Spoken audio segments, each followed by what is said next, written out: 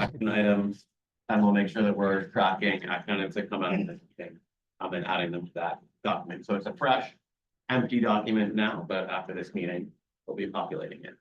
Quick comment, Yeah. just got a text from somebody that's online saying that there's no audio or, and the chat is disabled. I think we sorted out audio Okay, and I got a chat message. I think we should be okay. Great. Thank you. And I see a hand from Andrew Hoffman. I don't know if that's a member of the public or a RAB member. I think that's a member of the public. I think he works for DES, but he's not a RAB member, Okay. is my understanding. Peter, should he be promoted to? he's not around. Okay, great. Okay, all right, so with that, let's move on to our first agenda item. So we have some technical presentations from the Air Force and WSP. The first is an update on ecological sampling for risk assessment. So, I'll be running the slides. Let me know what that's forward. Great, okay, thanks. Hi, everybody. My name is Tony Rodolakis. I'm an ecological risk assessor with WSP. And I think this is the first time I've been invited to come and present in front of the board, so thank you for having me come today. And today I'm going to talk about the ecological sampling program, specifically the program that was performed this summer to collect surface water, sediment, soil, sediment, pore water, and various types of tissue. And I know the ECO program has flown a little bit under the radar, considering some of the other issues you've been facing. So I'm glad to have the chance today to come and shine the light on this part of the program and bring everybody up to speed with where we are and especially what we've done this summer. The risk assessment program first kicked off in 2022, where we put together a work plan for a screening level ecological risk assessment, which is abbreviated SLARA. And this laid out the first steps of the risk assessment process. At its core, it's a planning document where we're comparing concentrations that we detect, that we measure in the field in surface water and sediment and soil and sediment pore water, abiotic media. These are media where we don't have life, just the water and the dirt itself. And we compare those concentrations to benchmarks from the scientific literature, which are indicative of different types of effects. And for a screening level risk assessment, we're using a very conservative threshold, a very low threshold, which is a number based on a no observed effect concentration. This is abbreviated NOEC or NOEC. And the idea is that a concentration that is below the NOEC is presumed to be non-hazardous.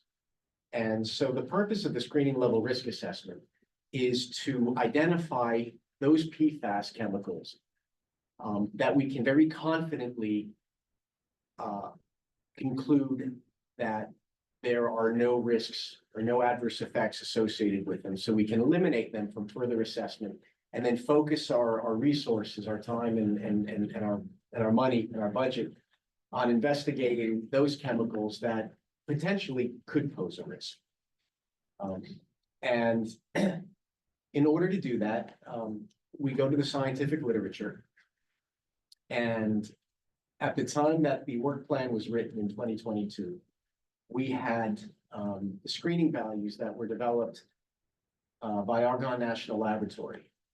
These are also referred to by their primary author, Grippo. These were published in 2021. And Argonne National Lab came up with screening values for 8 individual PFAS compounds, which are the first 8 on that list.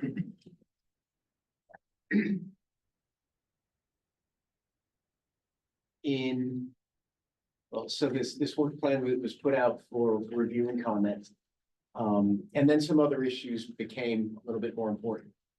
But then before we had a chance to write the work plan, we realized we needed to adjust our schedule. And so we developed a technical memorandum to support a baseline ecological risk assessment. And this technical memorandum was a very cursory approximation of what the screening level risk assessment would have concluded. So in this technical memorandum, we provided that benchmark comparison. We looked at all of our concentrations in surface water, in sediment, in soil, and in pore water.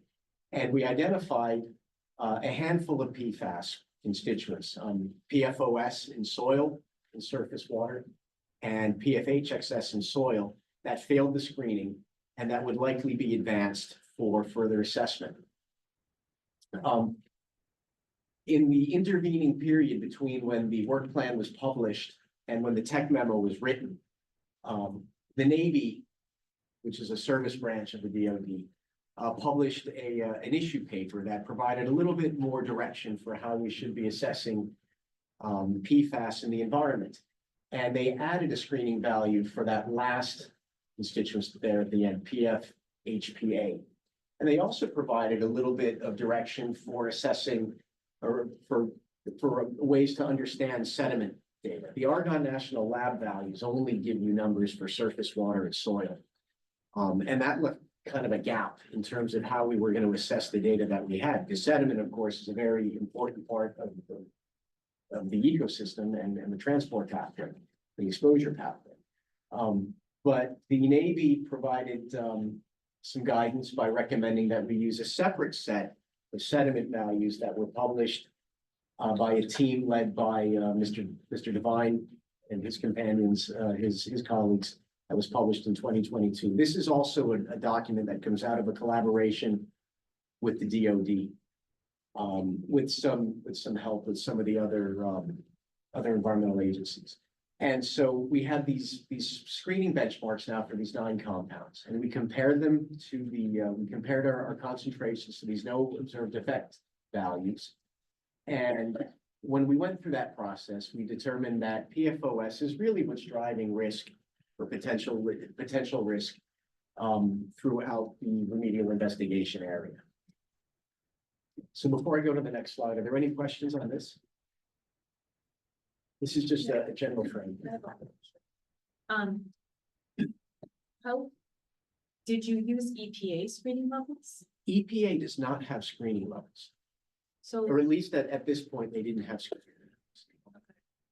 EPA was involved in that CRIPO effort, I believe, right? Yes. There's EPA reviewers of that, but there's nothing directly, regards to those particular screen. and then why the 9 PFAS again? There was a value that, so for PFHPA, that compound was not addressed by Argonne National Laboratories, but the Navy found a value that they were comfortable with and suggested that it be used. So we were able to include PFHPA in that list of compounds. Are there some PFAS found at Ps that aren't on that list? Because I thought we usually test for 16. Yeah, Does that sound right? we test for a lot, and most of them don't have eco values. But I believe the ones for which we are detecting, we have values for. If there are any that are detected that we don't have a value for, that they're very sporadic. It's maybe 1 out of 600 samples or 2 out of 600 samples. But I don't even think it's that. I think for the most part, we're detecting these 9, or if we are detecting, we're detecting these 9. Some of these 9 we're not even detecting. Okay, next slide. I just want to interrupt, and it's not just 16 now, using method 1633, it's 4044 inlets. At one point, there was a narrow. Yes, it list, was, correct? because we were working on an ability of a methodology that covered. You're remembering the P's 13. Piece 13. Originally, we sampled for 24, I think, 23 or 24, where there were 13 that were commonly detected DLPs. We've since expanded that to the 40 that we can analyze for.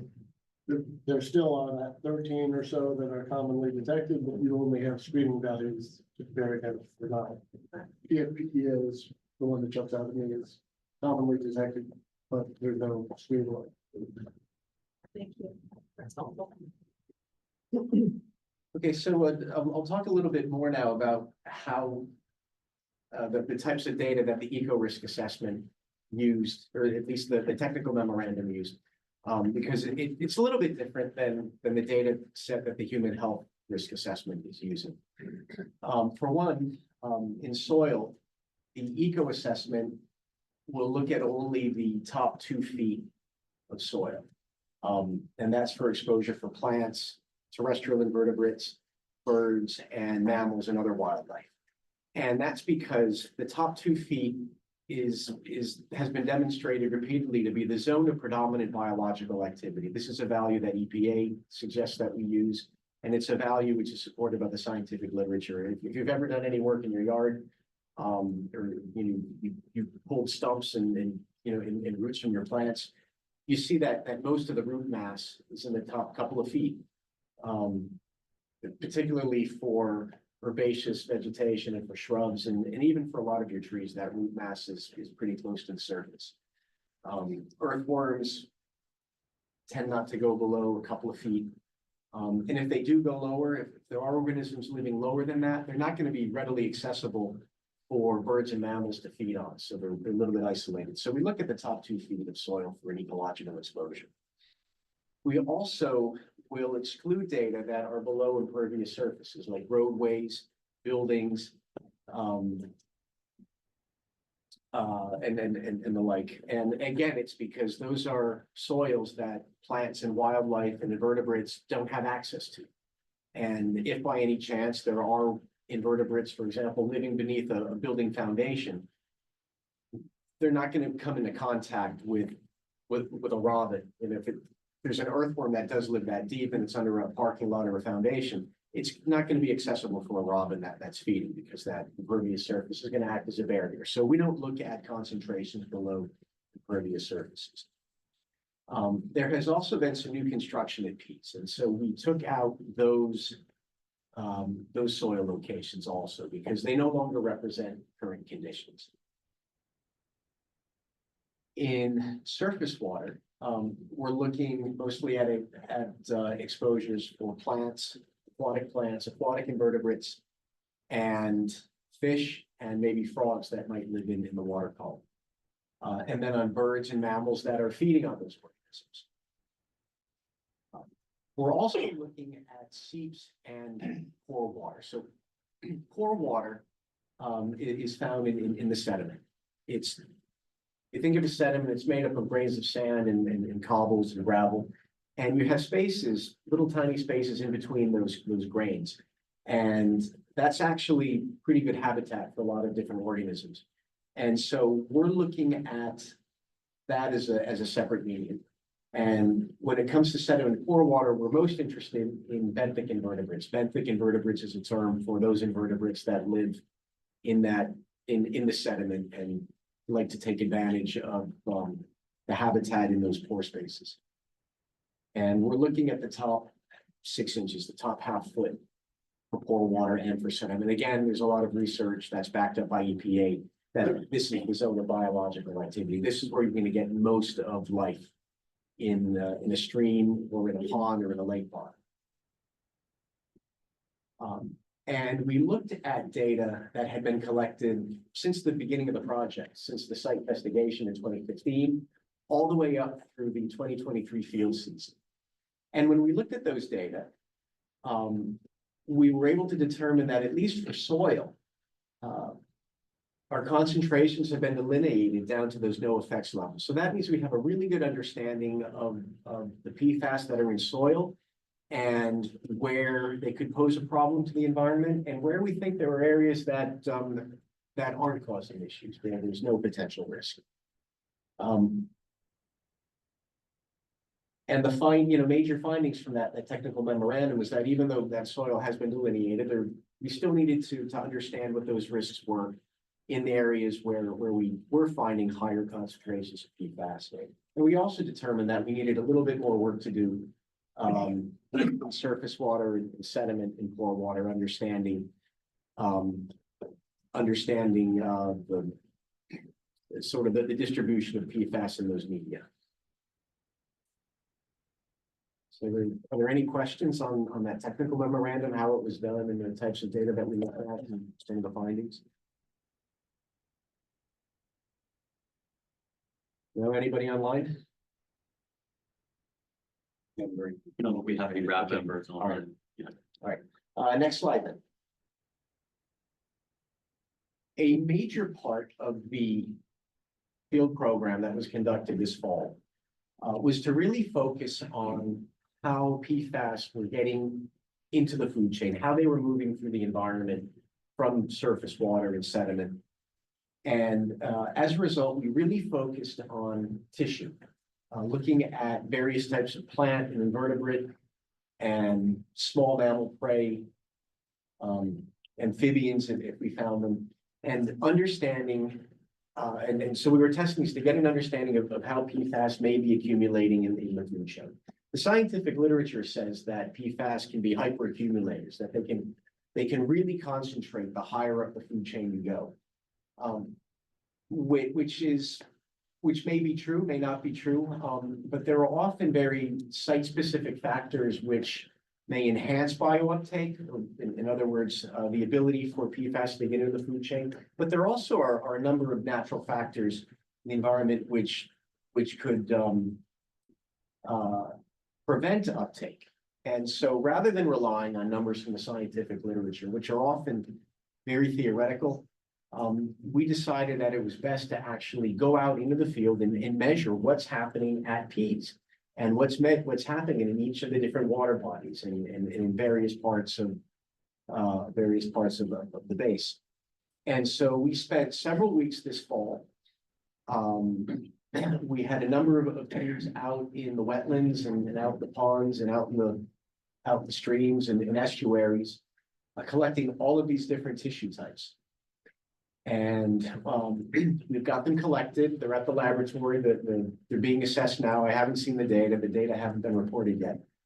But we'll take that information and we will use it in food chain models. So you heard Amy Quinton talk frequently about human exposures and ingestion models and produce and things like that. We have a similar process for birds and mammals. So we'll put together our own set of food chain models where we can use the actual concentrations that we measured in these various tissue types, these various food sources for different types of birds and mammals. And we'll be able to estimate the dose and then compare those to other reference values to determine whether there's a risk or not. The other objective that we have for this program, and if the data work out this way, is we'd like to see if we can come up with equations that model uptake specifically for Pease. So we don't have to rely on other sites or other scientific papers. And the advantage here is that if we can show that there are strong correlations between concentrations in soil and then concentrations in plant tissue, for example, then we can use those equations and go to other parts of the base, either now or in the future, and have a much better understanding of what risks are to birds and mammals, and other receptors without having to go out and collect additional tissue. And so we're trying to come up with a very site-specific understanding of how PFAS are moving through the environment at Pease. And those equations could be used in the future if another release area is discovered or a hotspot is discovered during future development. Instead of having to reinitiate a whole investigation, you have these equations that are already built into the site, and you can very quickly determine whether you have a risk or not, and then you're able to understand how to handle any soils or any contamination that you find. And so this is really the target of the technical memorandum and of the 2024 fall field program. So I think we have a couple of hands. I don't know if this is a good moment. Sure, this is a great time. Yeah, Mark, go ahead. Yeah, hey, Tony, I had a chance to accompany your field guys, one day in particular. And if I'm hearing what you just said correctly, you're more or less trying to build a site-specific empirical model of fate transport and bioaccumulation of PFAS up the food chain, Yes, okay? yes. Problem I had was all of the sampling I observed sampled at the lowest, youngest life stages of everything. And if you're not going to rely on literature why didn't you employ, for example, instead of using a minnow trap, use a seine to catch bigger fish? So that you would have an older fish that could have bioaccumulated over several years of its life. I mean, right now, you've got minnows. And at least that's what I observed in talking to the crew and the gear that they had minnow traps. Okay, so I think you're gonna have to either rely on the literature to run it up the food chain. Or you're gonna have to go back and catch some big fish, just as an example, okay? So I see that as a shortcoming. I like the empirical approach and the site-specific approach, but the data that you've currently gathered this fall doesn't support it from my point of view. Well, I thank you for your comment, and one thing I would like to point out is that we were targeting the smaller fish intentionally. We're trying to mimic the prey that various receptors would actually be consuming in the wild, and typically, using a belted kingfisher, for example. Right, So why don't you sample the kingfishers? well, See what I'm saying? You're not, well, I get you on the prey, but that's down in the food chain. right, well, what we have are reference values that help us understand risk in terms of dose. What we don't have are benchmarks that tell us how to interpret body burdens of birds. So if we could test the birds, we could test their feathers, or we could test their livers, or, there's a whole variety of tissue, and it would be really interesting, I think, to find out what those concentrations are. But we don't have any standards to compare that to. So if we detect 3 milligrams per kilogram of PFOS in a mallard liver, we don't know what that means. We don't know if that's a concentration which is going to be adversely affecting its survival, growth, and reproduction. The values if we have those values, we would certainly be looking at that as an approach, because we do that with other contaminants. We can do that with lead, for example. There's a whole body of literature, and you have those correlations. But in PCBs. But with PFAS, because these are still considered emerging contaminants, and there's not a lot of data, particularly ecologically based. The values that we do have from Argonne National Laboratory are based on diet, and so that's why we're looking at the diet. I get you there, but I just, so what you're just saying is you can't run it up the food chain to risk at the older life stages. If I heard you right. Well, for the food chain, the receptors that we're focusing on are the birds and mammals. And their dose comes from what they eat, right? Yeah. And what they eat depends on the size of the animal itself, right? So, I suppose a great blue heron, for example, might be able to get some, larger fish than say a belted kingfisher, but we're trying to go after the food sources, and small birds don't eat large fish, and so we're going after the smaller fish. We're going after what a typical woodland or marshland pisomore, for example, might be feeding them. Yeah, but the point is, the bigger they are, the greater the range of things they can. They're gonna eat whatever's there. And I do agree that there's a lot of foraging on minnow-sized fish, but again, you're not, without sampling the great blue heron, because you say you didn't because you have no benchmark to judge whatever you measure in them against in terms of eco risk, survival, or reproductive loss, reproductive capability, or whatever, then how are you running it up the food chain? How are you modeling up the food chain? We're modeling how PFAS goes from, for example, using the aquatic system, from surface water into aquatic plants, or sediment into aquatic plants. And then our model, so for example, a muskrat, which is a freshwater mammal that's entirely herbivorous, we have a food ingestion rate, So you know how much, like how many pounds of aquatic plants per day, for example, that they'll eat. And then based on the concentration in those plants, we'll be able to model the dose. Understood. Right, and so that's what we're looking at, is we're looking at the dosing of the mammals. We're not looking at how much PFAS they retain in their bodies. And so from that standpoint, it doesn't really matter whether it's a young muskrat or a juvenile muskrat or an adult muskrat. What we're interested in is how they're being exposed over critical life stages, over nesting or over reproduction or over birthing stages, the fetal development. That's the period that we're most interested in, because that's where these effects are going to manifest. And that's the guidance that EPA and other state and federal agencies have laid out for us to follow, is to take that approach. Okay, I guess I'm disputing the So, approach. Tony, yeah, I think Yeah. I'll let it go. I'll let you it two go. maybe can continue. No, talking I'll about let it. it go. Very I'll let it interesting. We do have another hand, and then I know, Tony, you have some more to continue with, and One or two more we're slides. already a bit behind, so, Apologies. no, it's No, really thank interesting you and very valuable much. discussion. Thank you for raising it. Yeah, Kim, go ahead.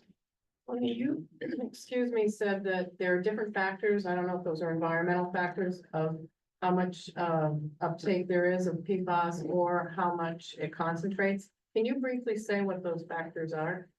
I can't, and that's because there is a lot of uncertainty among the scientific community right now. Typically, with most conventional contaminants, for example, with metals and other organic contaminants, there's a parameter called total organic carbon. So that's the amount of decaying plant material that's in the sediment or in the soil. Total organic carbon for most contaminants will lock them up and make them less available to wildlife. But there are a lot of studies that have been done that show that total organic carbon doesn't have that effect with PFAS. Instead, there's some studies that are showing that it might actually be proteins rather than carbon. But again, there's not a lot of clarity as to what those are. And so that was one of the reasons that was propelling us into the field, is rather than looking at all these uncertainties in the literature, we'll just go out and we'll measure it. We don't really have to be so concerned what those specific mechanisms are, but we're measuring the effects of those. And that's what we're putting in the food chain. And when you get to sampling larger fish and birds and such, I hope you work like with Fish and Game, so when there's an animal that's killed and not for the purpose of this study, that's where you get the tissue. Well, that's one of the reasons why we focus on the receptors that we focus on. For mammals, for example, we go with rodents, essentially, field mice, shrews, voles. These are organisms that Fish and Wildlife at the state and federal level tend to be okay with people harvesting. If we were to go after bats, or if we were to start trapping birds, that becomes a much more complicated process. And there's a lot of hesitation at a lot of regulatory levels for going after those particular organisms. And so that hesitancy, combined with the fact that even if we were to sample them, we wouldn't really have a use for those data, for those body burdens, that we looked at and said, we don't even want to get involved at this point. So we're sticking with small mammals, small rodents, essentially. And then these, other plants and invertebrates and fish that are commonly caught and commonly regulated and commonly understood. We don't, birds get complicated because even what looks like a common bird may actually be covered, may be protected under the Migratory Bird Act, and that would be an illegal take. And that's, we don't want to get involved with that. We don't want to remove species that, are considered highly valuable, particularly if it's not data driven. So we haven't collected any birds at all. Next So slide. you wanna, keep us going? Yep. Okay, next slide. Or you still, what's on this one? No, next slide. And so this is a figure that came from that technical memorandum, and this basically shows the areas that we sampled. Those purple blobs are the source areas. And you really can't see it very well on the slide because just the scale is so immense. You'll see some boxes around some of those purple areas that identify those locations that we targeted. And those locations are divided into different groups. We actually blocked this out. We grouped out our target areas to cover a range of low concentrations, moderate concentrations, and high concentration areas. And we also tried to vary the habitat, control the habitat. So we have some samples from grasslands or grassy areas, some samples from wooded or forested areas, some samples from wetland areas. And that way, if there are any differences in how PFAS are available or how they're moving, we can try and tease that out, either based on concentration or based on habitat type.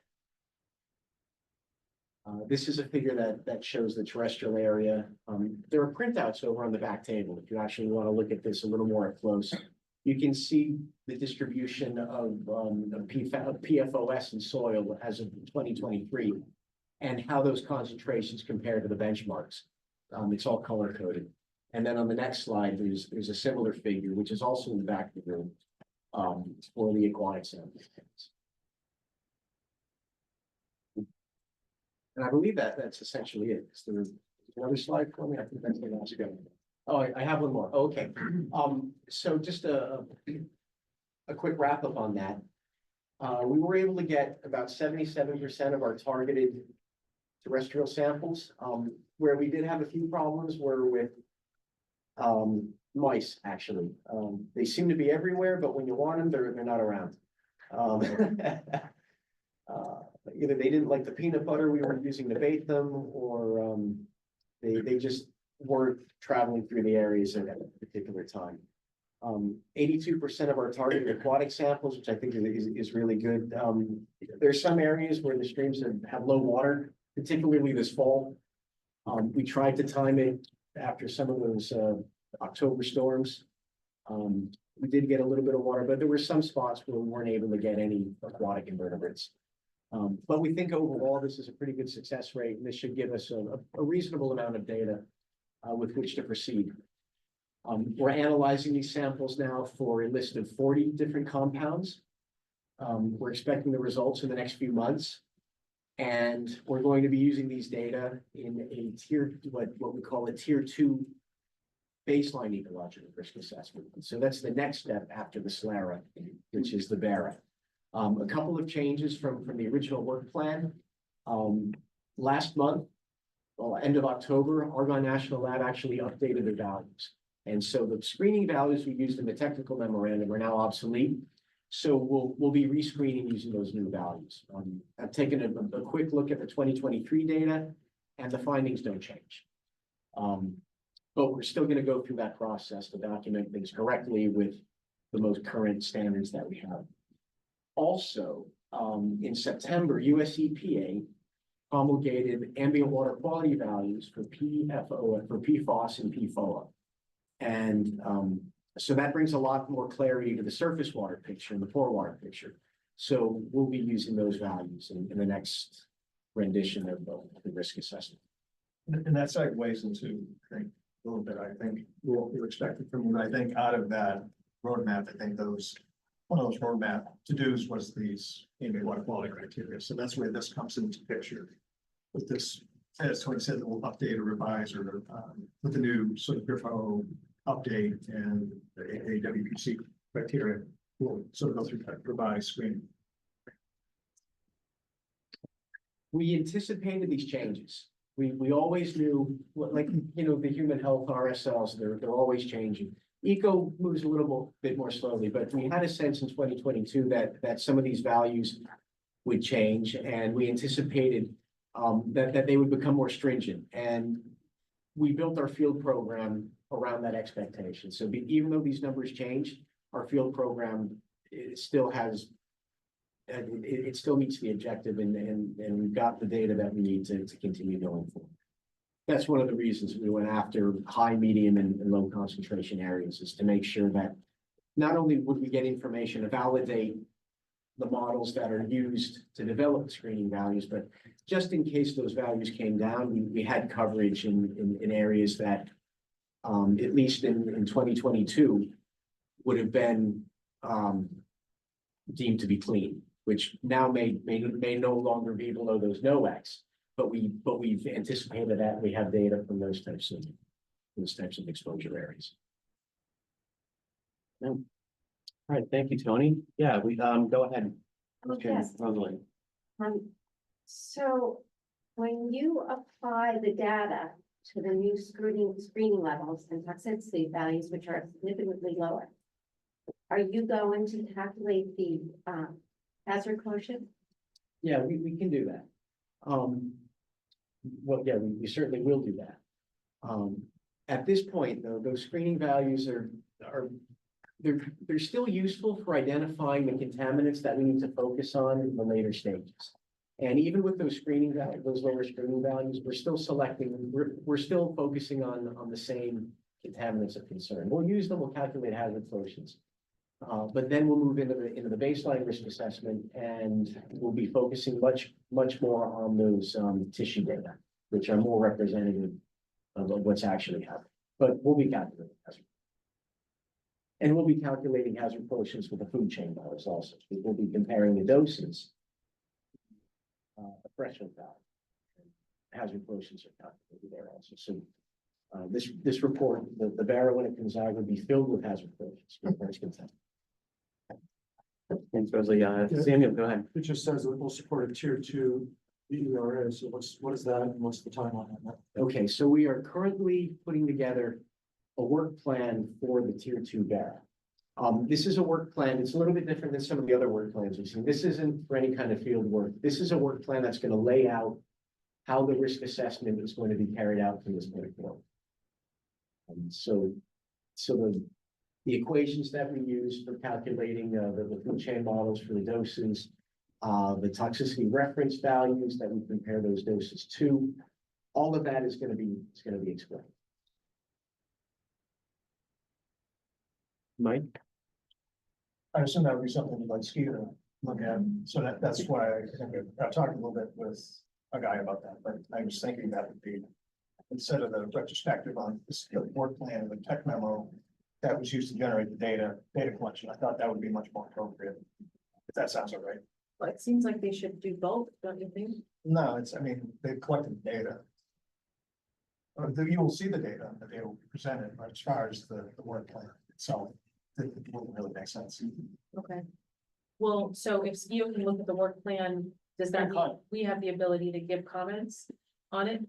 Well, again, we have. Or it'll be speak to final? that. The rules are once you guys review the files. You can, as it has done previously, if there hasn't been a report done, so if you have some valuable input that may impact the way the report is written, or the final report, like say you're looking at a plan, right? Then of course we have the opportunity to consider that for report writing. But yeah, all these things you see, you're only seeing them in the final version after EPA and DES has had their opportunity to contribute on the community's behalf. And then in terms of the screening levels, because they're changing, how will we, it's like we've seen the data. Now that they've revised screening levels, how will the community get to see how the data compares to the new screening levels? Will there be a new report issued at some point, or? We're figuring out the best way to convey that information.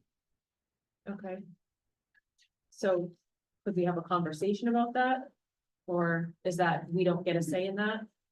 Well, if you're anxious for it, then something that you could do on your own, because the Argonne values are, you can download them.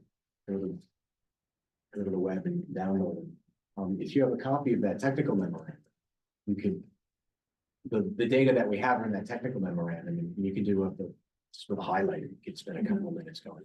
So then it may be helpful for SKIO to review the tech memo too, Mike, Daly? The screening that was done as part of the tech memo, and then the new date, the new criteria. Yeah, you could do that, but I think Tony is sort of giving us a thumbnail that it really hasn't effectively changed that, sort of the meets and bounds of the investigation. And not all the screening values came down. Some of them actually, Yes, they're less toxic. The biggest changes were with PFOS, which became more stringent in both the terrestrial and the aquatic areas, but we had already identified that as a driver. PFHXS has been found to be less toxic. It's still showing up as a contaminant of interest in soil, but now in only 5 locations instead of maybe just like ballpark, maybe 5 locations instead of like 60. That were before. PFNA, PFDA, I think became a little bit more stringent, so it's possible that 1 or 2 locations now get pulled in where we didn't have any before, but those would just be very minor, minor exceedances, and they would be co-located with PFOS, and those would probably drop out. But for the most part, we had everything in the right direction.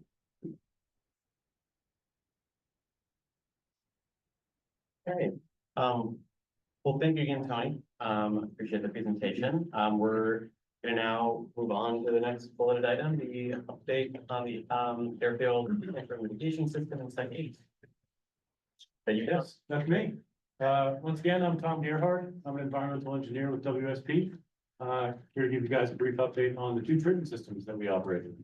So the two systems are the Ames treatment plant, which is located over by the airport terminal building, and the Site 8 treatment plant, which is located at the northern end by the Site 8 area. So this is a quick summary slide on how our treatment plants have been operating. Ames has been operating at an average flow rate of about 325 GPM, 200 GPM coming from our cutoff extraction wells, EW01 through EW005. Those are located on the tarmac on taxiway Echo on an east-west orientation intended to intercept southward migrating groundwater that's flowing towards the Haven well. The IMW, which is the well located just north of the Haven well, we've been operating at an average of 125 GPM. And we discharge water to 2 injection well fields located between the Bravo southern infield and the hotel taxiway. The figure on the right is the Ames treatment plant extraction and injection system. It's kind of grainy and tough to see, but the locations up towards the top of the image are our extraction wells, kind of located across the airfield there, and the 2 kind of nested areas of wells in the central part of the image and the southern part of the image are the injection well fields. Site 8 is not shown here, but that has been operating between about 35 and 45 GPM. Water flow rate there fluctuates based on pumps running, pump capacity, how clean the pumps are. We'll get into that a little bit later, but we have been continuously, as I've said in the past, continuously overwhelmed by iron and manganese at that site. Continues to challenge our operations, and we're in the midst of an upgrade as we speak to increase the handling capabilities of that system. We're currently discharging to 3 of our 6 injection trenches. 3 of them aren't being used and are really just backups. Next slide. This next few slides, we're going to chat briefly about the challenges we've been facing at each of the systems and the action items that we're moving forward with to address those challenges. So at Ames, we don't really have any problems with the treatment system itself. We are limited by our extraction capabilities and our injection capabilities. So during low water conditions, when the groundwater table is down, we're actually limited by extraction. We can only get so much water out of the ground. The water we pull out, we have no problem treating and putting back into the ground. But we're actually limited, we can't max out our wells. In times when groundwater is high, during spring recharge, especially when snow melt is melting, groundwater is extremely high. On hotels, actually, where some of our wells are, groundwater can get up as close as 2 feet from the ground surface. There's, something like 2 feet of concrete out there, and obviously protection of the airfield is the utmost important. So it's really important to not exceed our injection capabilities, which means we can only extract so much water, because we can only inject as much water as we can extract, extract as much water as we can inject. those are basically our issues at Ames. The next slide will show what we're doing to address those challenges. So we are in the midst of an upgrade to our injection system. We completed in September into October, an injection pilot test. We basically dug some large trenches, 8 foot by 4 foot trenches, to test infiltration at a higher location on the southern infield. It's more of a central portion of the southern infield. You can see it at the lower part of that photo there. And we were successful in getting more water in the ground. The groundwater table is a lot higher there. We're able to get more water in. So we are underway with installing a new injection field in that location. We've already completed the horizontal drill, which we did just last month, where we drilled from just west of the Haven Well, under Taxiway Bravo, and up into the southern infield. It was, I believe, a 12 or 14 inch bore that will carry groundwater lines and instrumentation lines for water level transducers that we'll have in those trenches to maintain or monitor the water level. That was a 2-week drilling effort, and the full length of the run was about 1,300 feet. We'll be moving rather quickly over the next month or so into installation of those actual injection trenches, which will allow us to inject more water. Next slide. Site 8, I'm sure you guys have seen images like this in the past, but we continue to battle significant iron and manganese loading from our extraction wells. We basically continuously pull extraction well pumps, clean pumps, jet lines, clean our clarifier, basically try to keep our treatment system as clean as possible to facilitate optimum treatment and removal of these solids. But really, we're just overwhelmed with the current equipment that we have. We are underway with an upgrade design to increase our treatment capabilities. That upgrade is going to include installation of a larger pretreatment system, so increasing the solids handling, solids removal capabilities of the pretreatment system, and then an upgrade to our sludge handling capabilities, which will allow us to continuously process and press the solids that we're removing from the groundwater to get those off site. Because if we can't store the solids we remove from the groundwater in order to press them, then we can't remove the solids, which limits our treatment ability. Next slide. So the upgrade that is underway with Site 8, as I said, we're going to be increasing the size and flow rate capabilities of our pretreatment system. So that's going to include increasing the size of our Lamella clarifier. That's kind of the heart and soul of our pretreatment system. It's an upflow design clarifier that basically relies on the density and the solidness of the flock particle that's formed through the solidification of the iron and manganese particles. And it basically falls out of suspension while the water that it is being carried by flows upward. That image on the right is a cutaway of what a Lamella clarifier looks like. Water basically flows up those plates, and the plates are designed to catch the solids on the bottom side of the plate, while water flows up the top side of the plate, so that the solids settle towards the bottom sump, where they're removed from constantly, and clean water flows out the top. In addition, that we don't have now to our pretreatment system that we'll be installing is a sand filter. It's called a Dynasand filter. It's a continuous backwashing upflow sand filter. It does not require shutdown for backwashing and cleaning like filters typically do, which will allow us to operate more continuously. A large amount of our downtime with Site 8 has been due to bag filter fouling. We have bag filters downstream of our clarifier. And if we have changes in our influent concentrations, which happens frequently and seemingly without notice, we often get spillover of those solids into the bag filters, which blinds the filters and shuts the system down because it's regulated by differential pressure. The sand filter should mitigate that and should allow us to operate more continuously for longer periods of time. We'll also be doubling our carbon treatment capability. We currently have one 6,000 pound carbon vessel. We'll be doubling that to 2 6,000 pound carbon vessels, which will reduce our backwash frequency just by putting less flow through each vessel. As I said, post clarifier sand filter there, and then sludge press, and sludge holding tanks. Generally, our whole sludge processing system will get upgraded.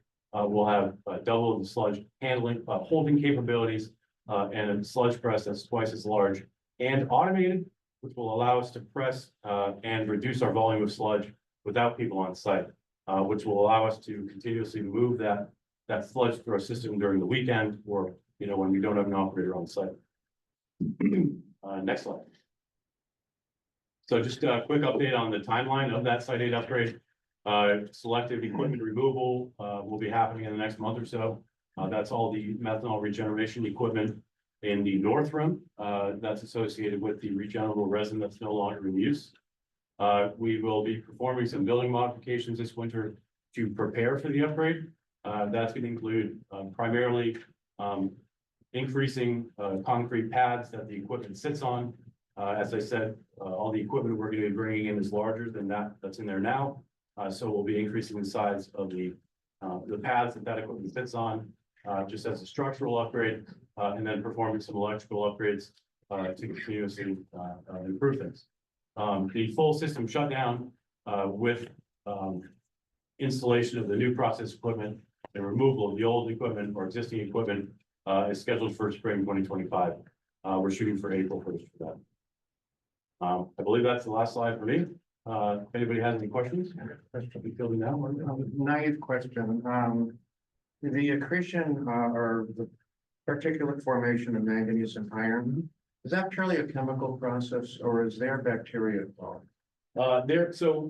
We don't have bacteria. There's often iron forming bacteria. Yeah, or iron eating bacteria. I've seen it in nature. Oh, yeah. Because I was gonna say, why don't you hit your system with formalin or something? Yeah, you no, know, if it's bacteria. We don't have that problem, no, so. Okay. Yeah, so Okay. we're able to get our iron to drop rather readily out with chemical addition than we do, so we had caustic, which raises the pH. Yeah, Precipitates the iron, and we use ferric chloride to coagulate, settle those solids quicker. Understood. But, yeah.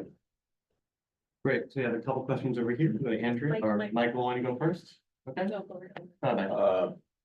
This is Site 8, so, will be my legacy. So, Tom, I want to commend you on the detail and the scope of the presentation and the candidness. This has been an issue ever since I've been on the board with the not meeting the goal of the performance. The goal is what, 120, right? So, I just have a couple of things that like you and Chris to consider. One is, we really appreciate Chris's monthly updates. And in them invariably, because he said it's a priority and this is a really significant treatment that can be done while we work through all the many things with an evolving contaminant here. That we get information about how the systems function. And this presentation is great, okay? But we need it in a month to month, quarter to quarter, some kind of comparison where we can see this. And it's gonna work for you guys, because when you get the new stuff in, I assume the line of the graph will depict an enormous increase in the performance of this system. But the reports we get, take a lot of effort from Chris to put together, but they're not the same criteria are not being evaluated month to month. Normally, certainly the extraction rate is there, that's consistently there, and but it varies a lot. I've never seen a report till tonight where with your slide where we're saying now it's, what, 23? Instead of 50, I mean, it's the last 3 or 4 monthly reports we received from Chris having it in the 50 range. So, and that's the significance of the problem you have been finding. I mean, I'm not, this is all because of your openness, all right? But it would be very helpful if each of these measures or criteria that we look at to evaluate site A, and I'm sure Ames is just less of a problem with Ames, but and there's a better story to tell, I guess, from your perspective. If that could be shown over time, and maybe New Hampshire DES is keeping this, because I know you're interested in the performance of these interim remedies. But there's nothing out there for the public for this. And certainly, and it's helpful, it would be helpful to us. For example, you talk about, besides extraction rate, the reports, some months have, discussed, another measure, which is influent rate. And I assume influent rate is how much you're putting back into the trenches, but maybe it isn't, maybe it's how much you actually gets through to the system. Pulling out, influence, how much is coming out of the ground. Okay, so what's the difference between influent and extraction? They're the same. Okay. But I've seen them both referenced in reports with very different numbers. I know. Yeah, well, the I- pumping rate, I'm just- I would say they're the same. There are some tanks that have, that are holding some other, that are pumped into the system that don't just come out of the extraction. So sometimes the treated could be slightly higher than extraction. True, our treatment rate is different than our extraction rate. Yeah, Because the extraction and influent is what's coming into the system. And extraction is just the volume extracted, but we are treating a higher range just because there's other processes that are contributing to our processing rate. That's particularly true at Ames, it's where we treat the other water from. yeah, this is all site aid, that's some of one trick pony, so. If you look at your reports, you'll see that although it hasn't appeared for the last couple of months, there have been influent numbers. Right. For prior months. And whatever it is, I mean, it doesn't have to be a problem, it can be all fine. But whatever it is, it would be very helpful if because this system's it's been in operation for a while, it's gonna keep operating, it's gonna get improved and operate better. If we can see that over time, Right. so that we can see what's happening, and it relates to, the other things. There are a lot of things that Chris reports regarding the system in that monthly thing that he puts all the work into. So Michael, just to clarify, it sounds like you want, in addition to what's being reported, which is basically the last month, that makes sense, can we actually have like a table or a chart that shows over time how these numbers have fluctuated? Right, and consistently reporting the same things, thing. yeah. I was thinking about that kind of in my head, like maybe grams PFOS removed per month. I think that might be something that's easily understood. It's not. Yeah, that's one of Could be them. something like that. Is that something that we could? Absolutely. That'd be easy to do. Yeah. But I mean, something that's, that's the end output, something that's geared towards what the goal is too, something that we don't wanna, I mean, you're gonna wanna put the message out to the public that site aid is now running better and you spent all this money on it to improve it. Yeah, you're right, though, because I mean, a lot of our average treatment rates, they include the system downtimes. So there are times when it's zero, if something's seriously wrong and has to be shut down for 8 hours. So it's, Yeah, no, you do a good job in the newsletters of disclosing downtimes and explaining it. But I mean, I think the request is clear and it sounds like we can do that. I think it would be helpful to actually see what they're containing. This is a containment remedy. It's not, so I know we keep going down this lane and this particular logic where warm water, and yes, more contamination being removed. The whole point of that remedy is to contain, so you can present, and they do this in their reports. It's not summarized as easily in bullet points, but it shows basically your containment, what your hydraulic containment in that area of contamination where they have those wells. I think that, Clarify, so now, when you say reports, the Air Force does produce biennial reports that go through all of the capture and well, you're asking. I'm talking about the monthly. Right, and newsletter Chris here, was okay. a very cursory, but good, summary of what happened that month, but on a biennial basis, they are producing, very extensive documents on the full operation, the hydraulic capture and containment.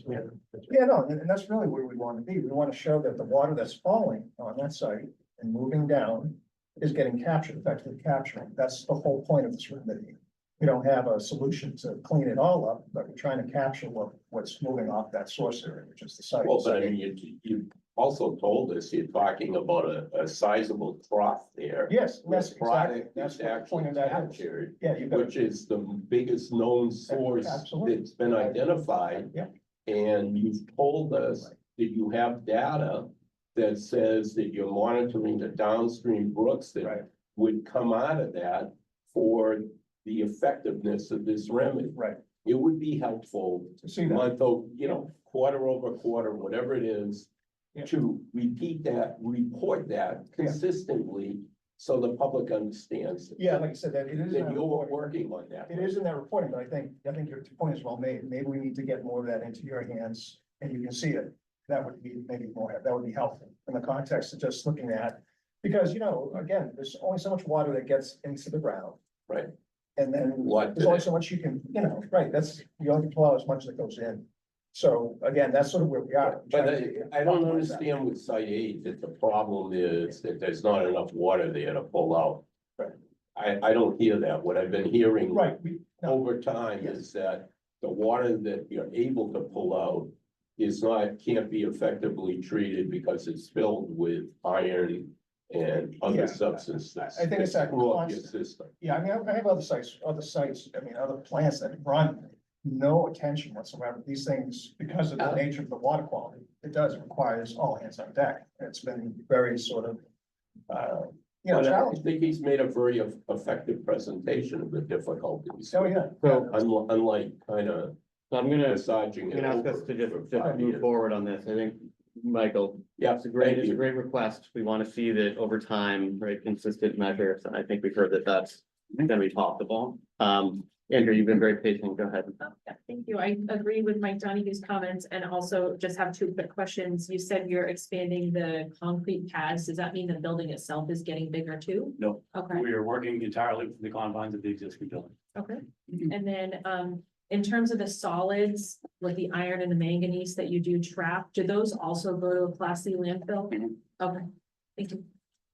Unfortunately, there's PFAS on that waste as well. Right, So, that's why I wanted to be sure it was. Thank you. Yeah, please, Rosalie. What do you, when you use this filter? Well, first off, what are the limitations of the filter? Are you talking about the sand filter or? Dynasand filter, Yeah, in terms of of the salt buildup, the removal. sludge or, So it's a very, yeah, it's a very flexible operating filter, so it operates on an upflow basis, so. Essentially, the water, it relies on a 4-foot differential pressure between the outlet of the clarifier and the effluent side of the filter. And the water flows down a central pipe to the bottom of the filter and flows upward through the filter. A cake essentially of the solids that are from the water builds up on the bottom of the filter. And an airlift, so we were gonna be running an airline to this filter.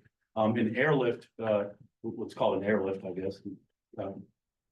Creates a negative pressure against that face of sand and kind of constantly pulls that sludge that's on the bottom of the sand filter up and out to what's called a reject line. So it's kind of continuously taking that bottom sand, pulling it up to the top where it has a sand cleaner, so it cleans the iron off of the sand, redistributes the sand over the sand bed, and the solids go out as a reject line. That goes back to the front of the system to be retreated and that be removed by the clarifier. The sand filter is really gonna be a polishing apparatus. It's not intended to be removing these iron and manganese particles in concentrations that we're seeing in the influent. The clarifier is the bulk of the removal. The sand filter is there to catch anything that might happen to spill over during fluctuations in water chemistry. It's, we don't expect to use that as a significant means of solids removal. The clarifier is intended to do the work, and the clarifier we're putting in is oversized for the flow rates we have, well oversized. We're basically putting in the biggest clarifier that we can fit inside the existing building, just to maximize our capabilities with removal with that. But we don't expect the sand filter to be working at its hardest per se, because we're going to be doing the removal with clarifier. So.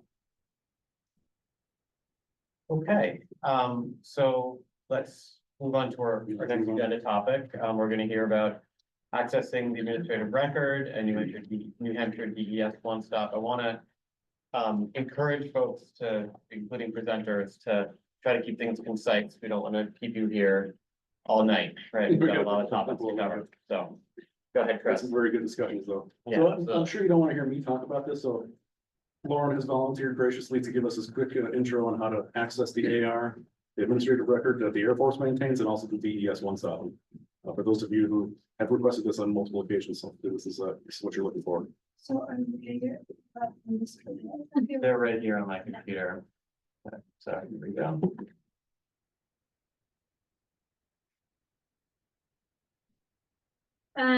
Hi, everyone. I'm Lauren Hoagland. I'm with WSP, one of the project managers for the remedial investigation. And one of the requests was to run through access for both the administrative record, which is an Air Force maintained website, and the One Stop, which is a New Hampshire DES maintained website. Both websites get final documents associated with both treatment plant related final documents and remedial investigation related final documents, as well as other documents from other consultants that are working at PDs like ACC. So first is the administrative record. This slideshow had links that would take you to the cover page for both, but if you type into Google Air Force administrative record, the first thing that comes up should get you here too. So there's a disclaimer page, and then you can continue to cite. And then this is the Air Force administrative record for both active duty, Air National Guard, and BRAC. So PEAS is a BRAC site. So we're going to click on BRAC up here, and it changes the filter to BRAC bases on the left. We'll scroll alphabetically to get to PEAS Air Force Base. And then this is all documents related to PEAS. So in the monthly newsletter updates that come from Chris, he informs the RAB when a document has been finalized, and he'll supply usually the title and the AR administrative record number. So you get, if you know the title of a document you're looking for, or a keyword in that title, you can put it in here. If you know the administrative record number, you can put it in here and then click search. You can also just click search, and it will show all documents in chronological order from when they've been uploaded. So the most recent document that was uploaded to the administrative record is this plume boundary groundwater sampling technical memorandum. Also on here is the 5-year review from ECC.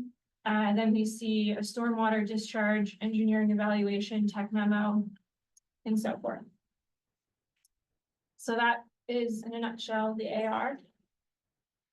And then One Stop.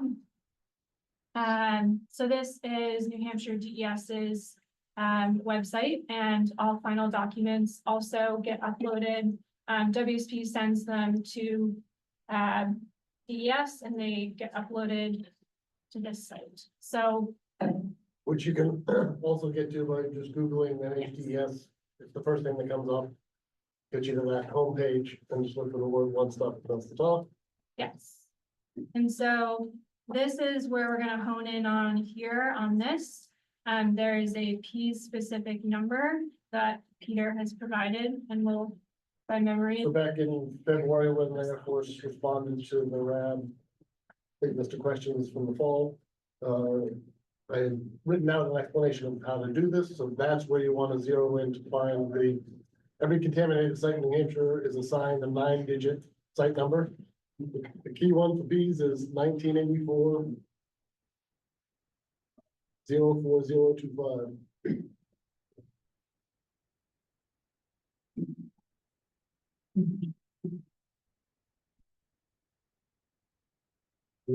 That's the general NHDS site number for bees. We realized that we needed a way to early on to track all the PFAS related documents separate from everything else that was going on with bees. So the fifth link down there, it says hazardous waste project. That is the PFAS project, so. Like that, everything that's ever been submitted to One Stop goes up right here. Scroll down, for instance, on the row number 1 here, click that show list button on the left.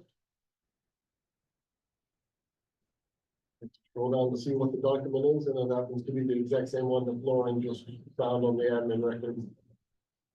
And then if you click show, same with the AR, it'll download the PDF.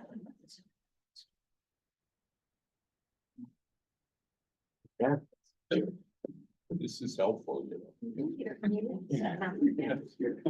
I mean, I can't believe we talked about it so much. We didn't 1984. get to this. 005. And we can send out that number again. Can I just make a quick request? Could this explanation just be in like a handout or something that could be sent to the crowd? Like with the number, so it's not in a, you know, is there like a literally a page that the, Didn't you just figure? Right?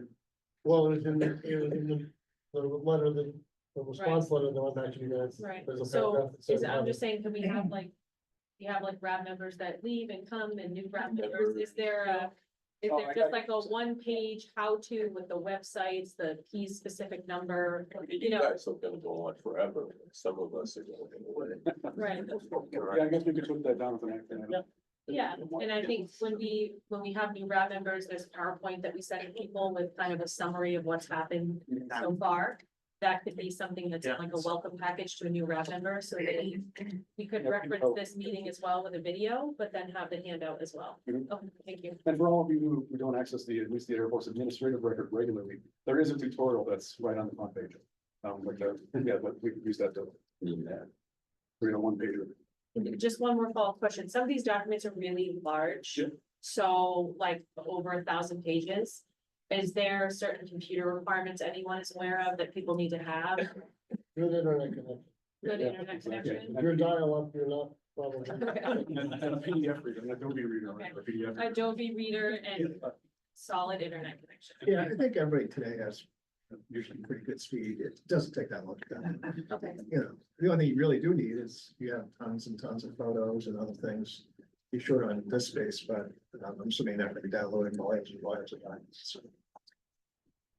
And then just one, sorry, there are paper copies as well of these documents, or sometimes there are. 'Cause I Not know- all of them, correct, that's just, Okay. especially the newer ones, there's no longer a requirement to print those out, and also that's why we have the digital AR, but Okay. if there's ever a request for something, you can always contact us as well, but generally speaking, all the newer documents are We don't.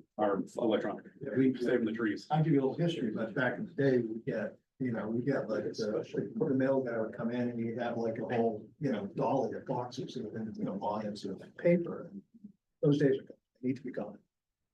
As much as it's nice to have paper sometimes, and I think, and I've seen the other services try to accommodate communities that would like paper on occasion.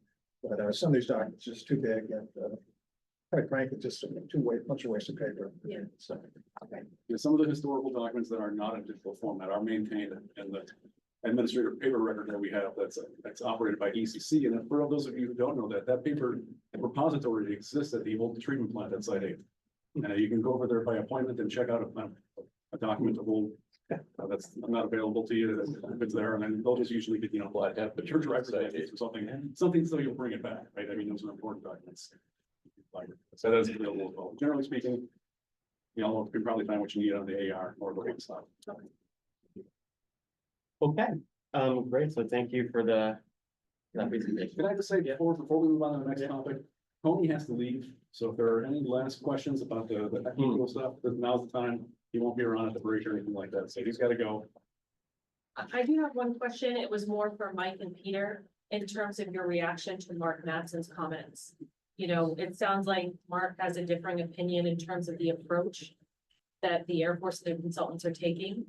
And I'm just curious, we heard the Air Force's perspective or WSP's perspective. And I'm just curious from the regulatory perspective, what your reactions are to Mark's comments. I also was wondering too, I mean, collective legal purposes, but we do have some data relative to bladderfish too. I don't know what exactly those sizes of those fish were. Right, there's been a whole fish sampling program to support human health also. But So we can look at those samples and they may even meet that. But I understand exactly where they're coming from. So. Yeah, I get, I don't have it, probably salt our eco specialists as well, so on that. Yeah, I mean, I certainly appreciate Mark's expertise and, a lifelong career of looking at this stuff. I see a disconnect or some discrepancy between the circular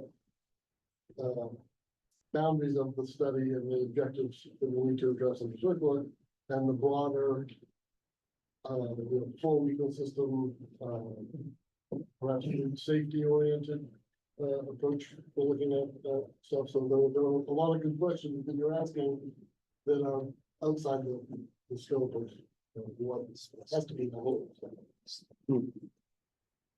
Thanks. Any other questions for Tony before we let him go?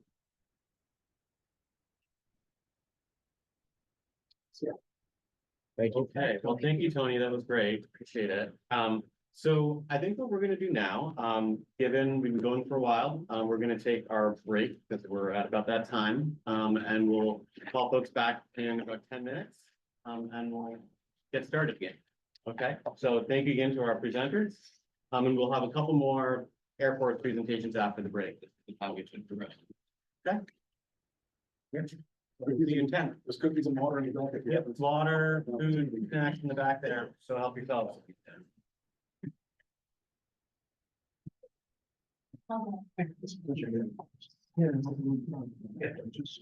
Really.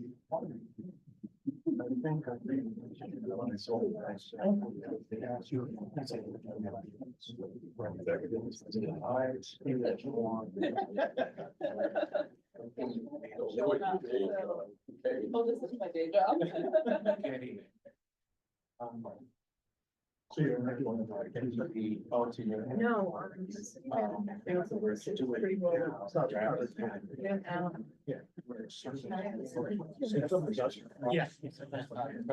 As I know, when I'm working in. Whatever I can, let's give it a steps closer to the end, because it's often. And I think it's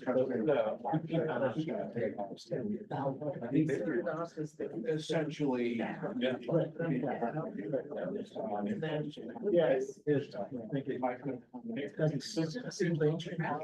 It's crazy. It's possible to get some bias.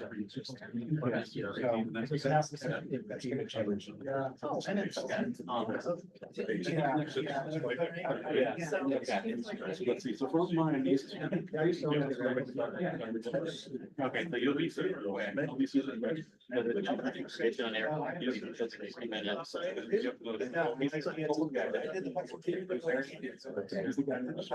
Yeah, the eco. Okay, he's calling it. Yes. All right. We. I know, it's what you're doing. And I didn't have as many guidelines and no laws and everything else. And so it was more. And more. Yeah.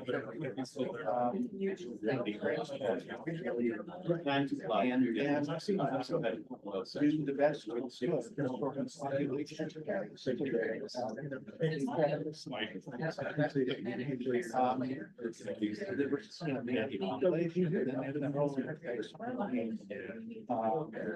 Yes.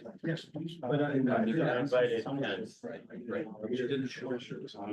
Because it's, You know, I. Hi, Ken, can you hear me? Because. So when you go to the 2022 study, You have to do these. you know, like, I got a copy Friday night. and still copy it in the- All right, Ken, are you there with us? I can see you joined and you're on. I spent 6 hours and wrote. This is Kent. I just wanted to make sure that you were with us. We're gonna, after break, go pretty quickly to your presentation. And I want to get you in the rest. So, Having a hard time hearing you. I'm sorry. yeah. Again, I'm trying to get there. And just saying, we're gonna have you present in a little bit. Just wanted to get you in the room to make sure everything's all set. But it's done clear and, we'll have you on in a few minutes, okay? So sit Fair tight. enough. I am. Minnows, you know, they're really the smallest stuff. But I. They get up to the, I still think, you know, they have a lot of the table, I have somebody said, well, you know, I got. Their freshwater life stage. No. 25 to 40 years. You know, yeah. Right, exactly. Well, that's. Yeah, it is. It is. You want bioregulation now. There's a skill. Yeah. Well, the other, some of the earlier papers that, 5 or 6 years ago. Some of them were showing that the younger specimens that have a higher fish, so higher body weight. They might get hurt. Yeah. Yeah, they change. It's like something happened.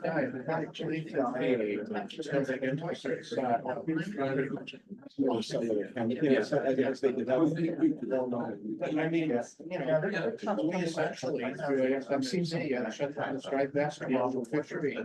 Because of the contamination and migration, call it, you know, and and again, so.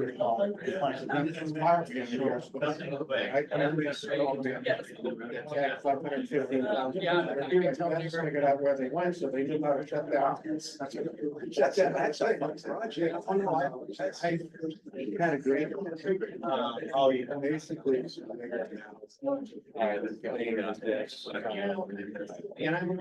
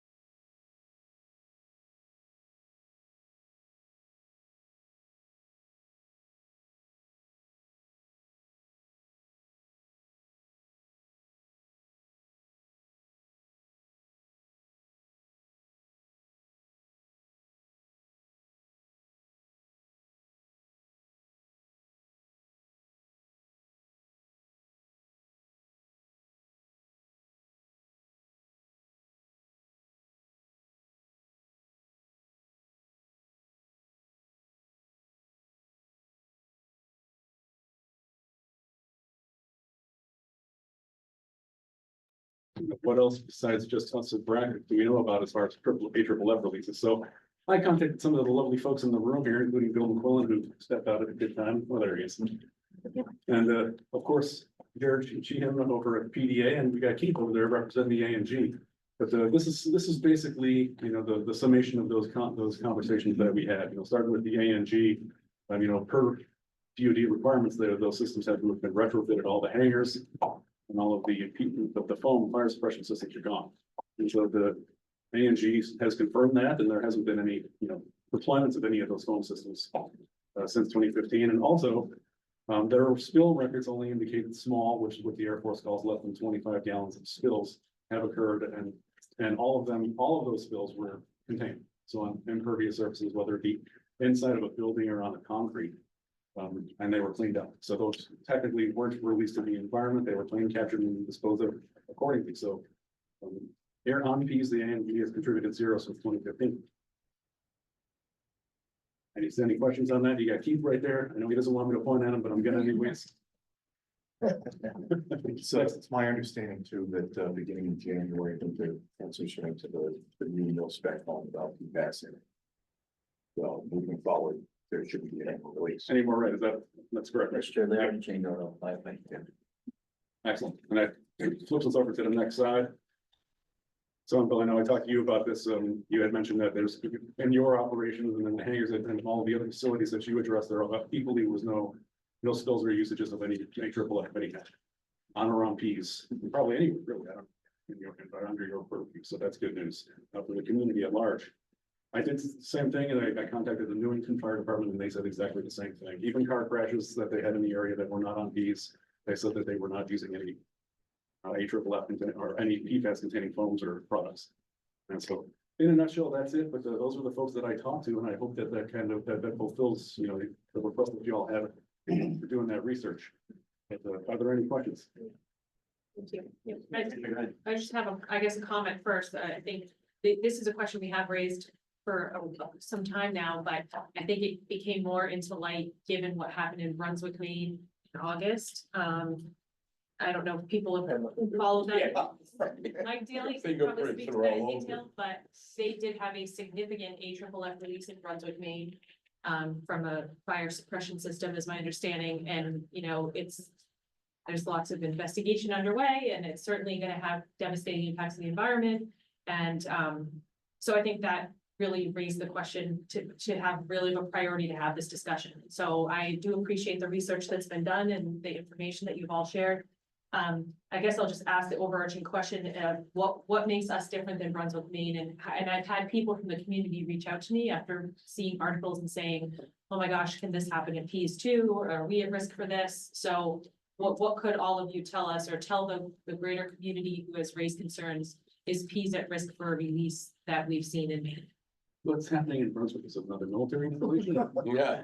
Seriously, you don't know? Don't get me started. Okay.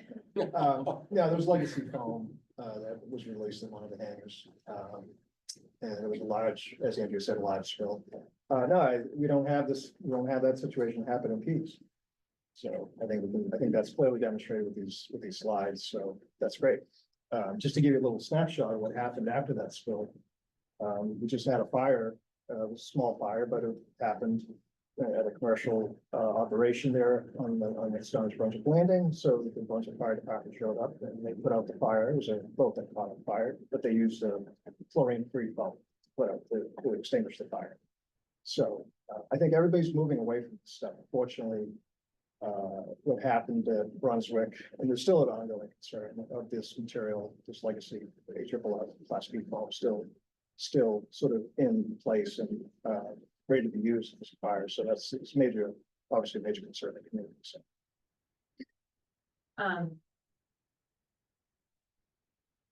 Mike, I guess my question is, so moving forward, as of now or as of January, there's no more foam on Ps that would contain PFAS. Is that my understanding? That is what I was told me, yes. And so I know prior to that, when we did have foam with PFAS in it, there was restrictions around testing and cleaning up. Does that mean that those go away because we have fluorine-free foam, or would you still handle a spill in the same way? You would contain it and clean it up? Or because it's fluorine-free, you wouldn't take those precautions. Well, you do the same precautions, it's just different form, you're gonna treat it differently. You're still gonna, you know, Okay, have to do it. okay. And if you did have a spill or a release, what is the reporting mechanism for that? Is there still gonna be required reporting or is there required There is reporting? required reporting to DES. Okay. In Concord, they maintain those records. So they wanna know when a Class B phone has been released anywhere in the state. Is the fluorine-free foam considered Class B foam still? Good question, it's not my area. So would DES still want to know if, let's say, the Air National Guard were to have a release of the fluorine-free foam, would they still want that reported to them? I can follow that, help on that. Okay, I don't think the state law is any determination as to whether or not it's what the chemical makeup of it is just dictated as to the class of foam that's released for the reporting requirements. do you know, Bill, if the fluorine-free foam is Class B? There, the different classes are up to the manufacturer and where they put it, right? With respect to how it's supposed to be used. So, short answer, yes, there's probably some out on the market. I couldn't tell you which ones, but Okay, yeah, Kim, go ahead. So my question is, whatever firefighting foam they're replacing all this with, do we understand what's in it and what human health effects there are and environmental? I mean, are we just taking an unknown to replace some little bit more known right now? Or is there real effort and understanding to make safer products that we don't have to go through this again next year, starting another 10-year cycle? so that's a fair question again that I can't answer. You know, when it comes to the foams that are manufactured and sold, right? We have the material safety data sheets and it says, you know, that they're, you know, fluorine free and so on. But to that end, I think part of the discussion that we've had, larger scale, right, is whether or not we need to be using these products to begin with. And perhaps you see that within the fire service, right, that these products are being used less and less. And like in the city's case, we've drained those tanks and not refilled with anything yet, right? Because I can't answer that question honestly. So so you would use water? We'd use water or I'd call somebody else who does have foam on their rigs, Oh, yeah. right? Well, that would be a nice future project. There's so many studies, that's for sure. It's kind of outside the rack realm of the study areas. But yeah, I want to hope, I know what you're getting at though, right? If we were having this conversation about PFAS 20 years ago, we had everybody be like, oh, hey, this stuff's the best, right? It's no problem. Right. And now here we are, right? Who's to say what's in the business? We'll take one more comment from Andrea, and then I think we're gonna move to the next presentation, but go ahead, Andrea. My question is for Jared from the PEA. So no PFAS fire suppression systems in any of the private hangars. Is there any like fire suppression systems on the trade port that's not part of the Air National Guard or the fire departments? Yes, there's 3 hangars on the airfield that have fire suppression systems. And what is in those? They're a high expansion foam. Okay, so is that a different class? I don't know if it's a different class. It's supposed to be fluorine free. Okay, They've been changed out. Right. I built countries. okay. And they're fluorine-free foam? The fire suppression companies have to service the foam generators. And then those over time, as this has gone on, they've changed all those chemicals out. And when they change it out, where do they take the old chemicals? Where do those go? Okay. Yeah. It was, Home take back program. yeah. Okay. Thank you. Great, it sounds like I heard another action item in there just to clarify, because this newer fluorine-free foam is categorized as Class B, such that DES would need to be notified. So that's something I have to follow up on. Great, okay, so next up we have Dr. Pent Glover, who's joining us to share a bit about select PFAS destruction technologies. There was a request to learn a little bit about where things are in this space around destruction of PFAS what, if any, viable at these. Yeah, is there anything else you want to say about Dr. Glover, the presentation, Chris, before we hand it over? Well, sure. I'll let Dr. Glover introduce himself again. He's out of San Antonio with me, but whereas I work in BRAC, he works in what they call CZ, which is kind of the active side of the environmental. He works for, but again, Kent, why don't you go ahead and introduce yourself and let everybody know where you're coming from and how you know all this stuff. Take it away. I don't know if I can tell you how I know all this stuff, but I can at least introduce myself. So yeah, I'm Kent Glover, and I am in San Antonio. I'm part of the technical support division here at AFCEC for environmental remediation.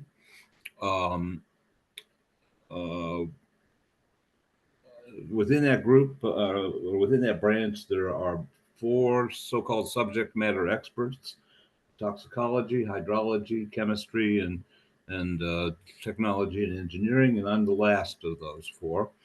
And so there are about a small handful, fewer than fingers on my hand, people.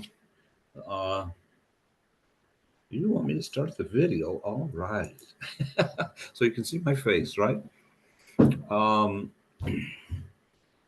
Which isn't a pretty face, but there it is, just the same. And okay, so there are a few people that I work with inside the Air Force.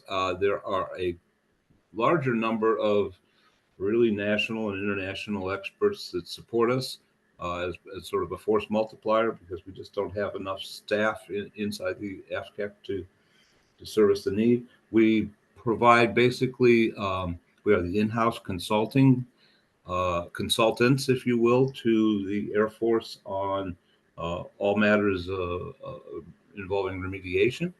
And so that includes, yes, the active, but it also includes BRAC, it includes ANG, and that role has expanded recently. Traditionally, we did not engage too much on the BRAC side of the house or the ANG, but since Ms. Balkus came in as the Deputy Assistant Secretary of the Air Force, she has actively been integrating us, and so I'm spending a heck of a lot of time these days on BRAC installations and ANG as well. The other person listed here is Jeff Davis, and Jeff manages our innovative technology projects, and I'll talk a bit about that. Normally, Jeff would be with me to talk about his part of the puzzle, but he's spent the last couple of days doing project reviews and what have you for CERDIP and ESTCP, and the man is just baked, so I get to do it all tonight. Let's go to the next slide if we could. So I've put together a few slides, I don't remember how many, maybe a dozen, maybe 10, that kind of give the status of PFAS treatment technologies as they are today. And we kind of, this hasn't changed much in the last couple of years. We've added a few things, but you can see on this slide, we've classified the various technologies as those that are really market ready, off the shelf type of technologies, those technologies that are pretty close to being full scale, pretty close to being market ready, need a little bit more full scale evaluation to really convince us that they are robust technologies for a wide range of environmental conditions and geologic conditions and that kind of thing. And then those technologies that are kind of breaking out of R&D and need some more work in order to optimize the technology. And so there's a need for more pilot scale testing to really optimize and upscale and commercialize these technologies. And so you can see here, under market ready, there's a bunch of separation technologies. I'll talk more about why we want to use separation technologies. You guys are using ion exchange, I believe there are Ps. That's one of them, of course. Foam fractionation is a technology that 2 years ago wouldn't be on this list as market ready, but it's made great strides in the last couple of years. We'll talk a little bit about that. There's a number of sequestration technologies that have application largely in soils, and so we'll talk a bit about that. And these are technologies that don't destructively treat the PFAS, but rather bind it up and make it unavailable, or in theory, make it unavailable for exposure to people and migration in groundwater and those kind of things.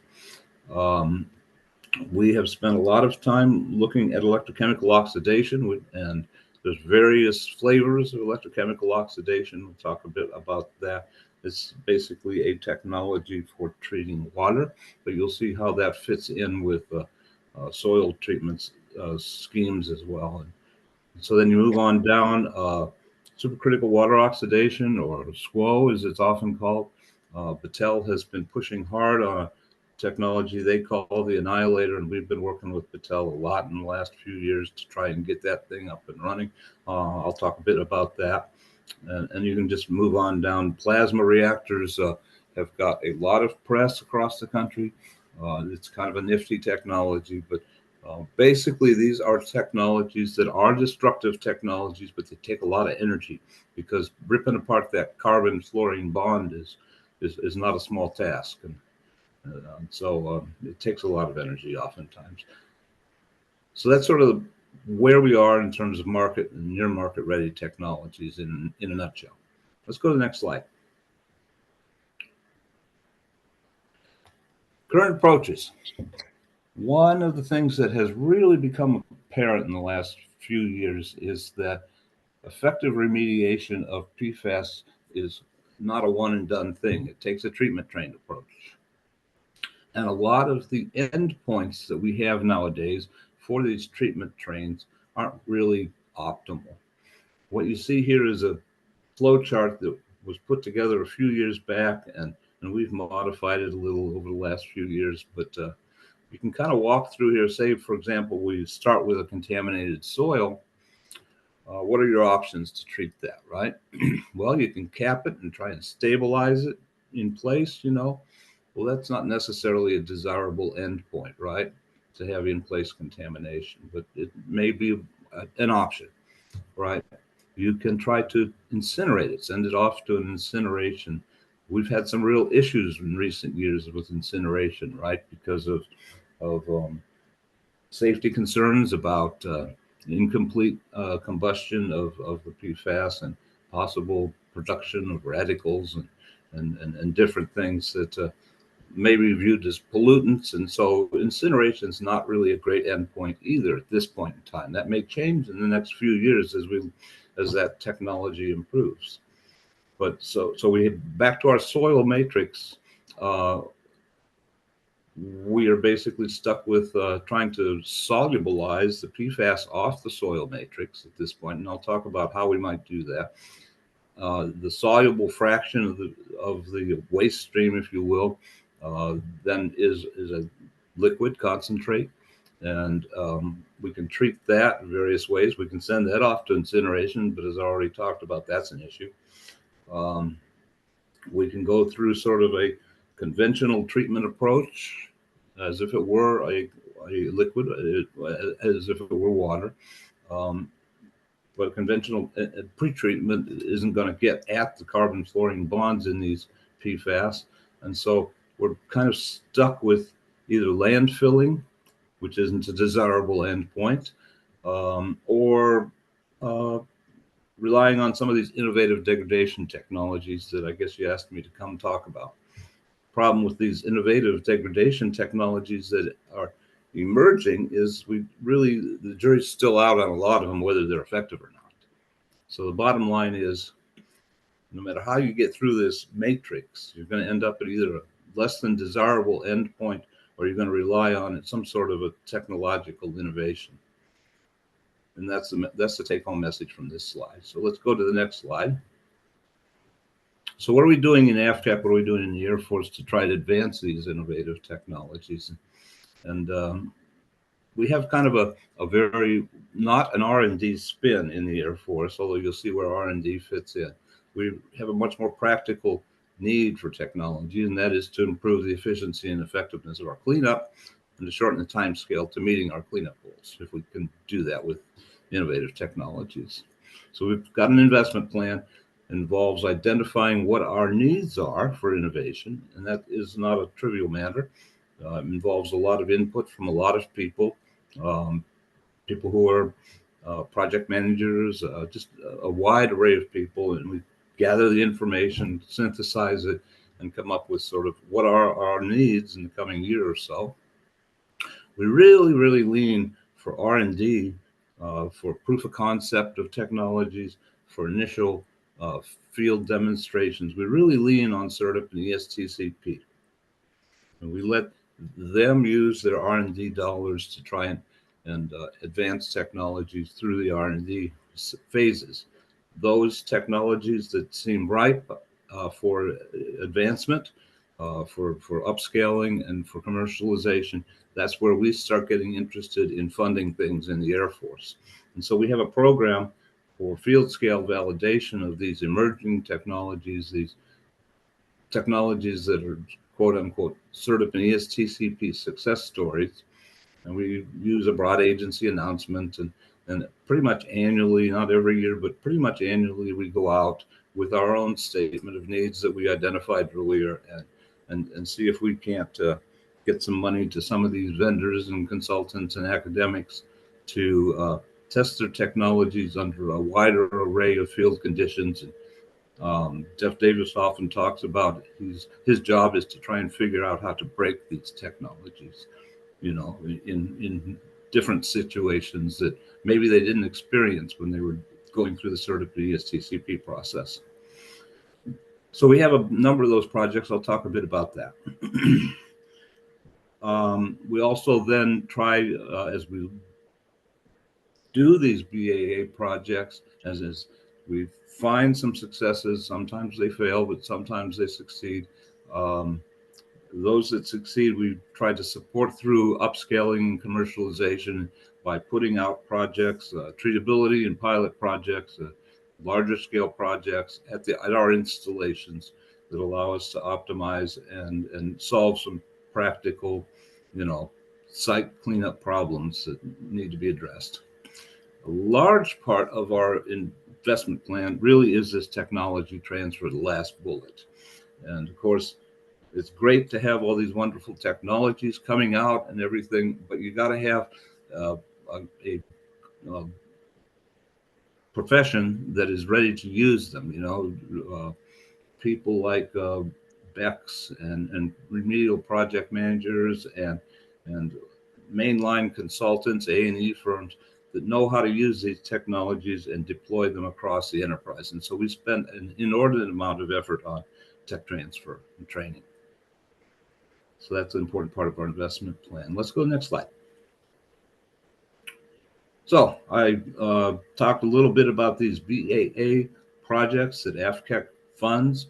We look at them as projects that bridge the gap between research and development, CERTIP, ESTCP type projects, bridge the gap from that to widespread use across installations and to solve real world problems. We tend to, in these projects, emphasize a need to upscale and optimize the technologies for new and different sorts of geological and environmental conditions that maybe they didn't experience in a laboratory, that kind of thing. We tend to focus on our priority sites where we've been had less than great success at meeting remediation goals. And we tend to focus especially on emerging contaminants such as PFAS. These are field scale projects. They are not lab projects. We are not particularly interested in lab work unless it leads to a field scale validation and test of the technology. And we certainly want to upscale the technology and transfer to full application. So in the last, in 21, well, I'm sorry, before FY21, we typically awarded a couple of projects a year to the tune of about $3 million total. In 21 and 22, Congress gave us large plus ups, and we were able to allocate more funds to technology development. And so we had essentially a couple dozen projects awarded in 21 and 22. And in 23 and 24, we decided, in 23, we decided we needed to take a rest and let some of these projects mature. 24, we didn't have the funds to do much, and we'll see what happens in 25. So let's go to the next project or next slide. Next several slides are just a laundry list of the types of technologies that we're working with in the BAA program. And in installations based projects that, non-time critical removal actions, that kind of thing. So you're looking at, for water treatment, you're looking at standard things like activated carbon, ion exchange, biochars. Fluorosorb and Rembine are two kind of novel sorbent materials that we're finding application in soils, and the question that we ask of those types of media and technologies is, what's the long-term effectiveness? And so we're funding projects to look at that. And we've been really doing some work on foam fractionation too. Next slide. Here's a list of, we end up generating a lot of spent media and waste streams as we work through these treatment technologies.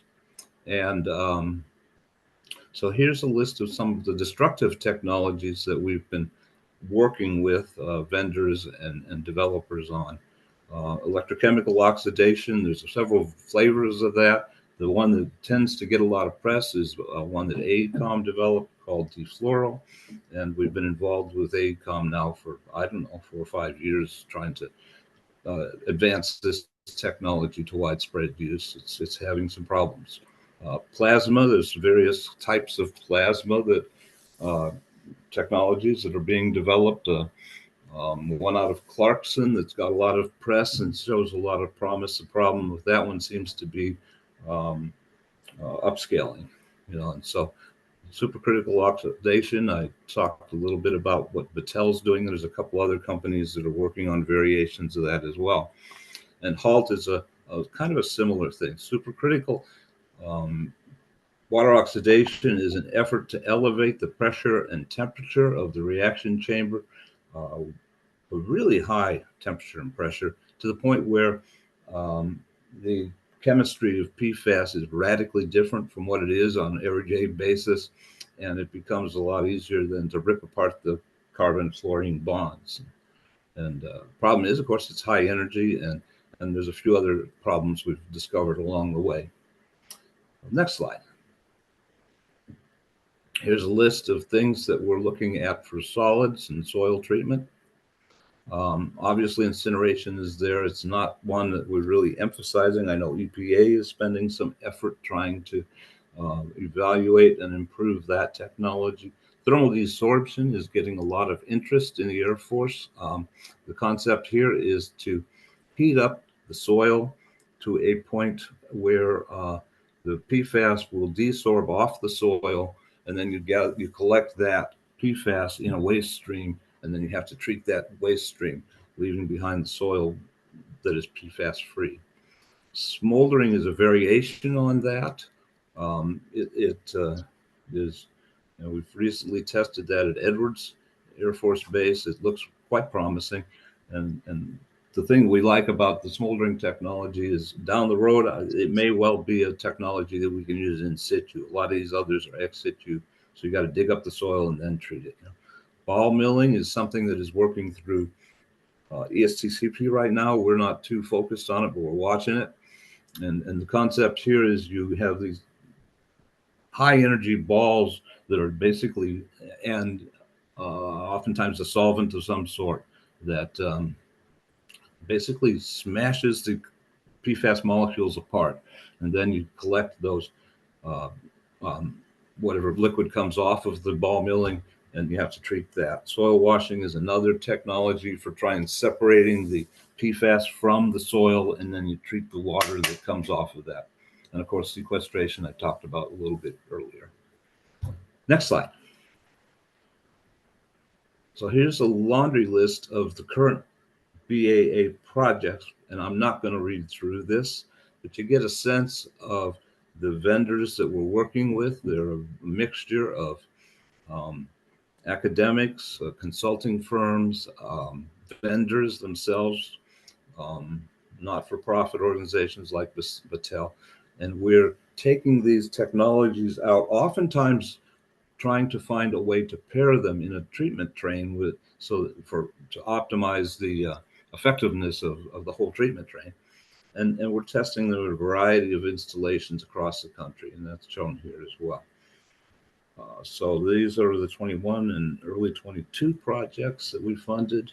Next slide, I think, is probably the rest of the 22 slides or projects.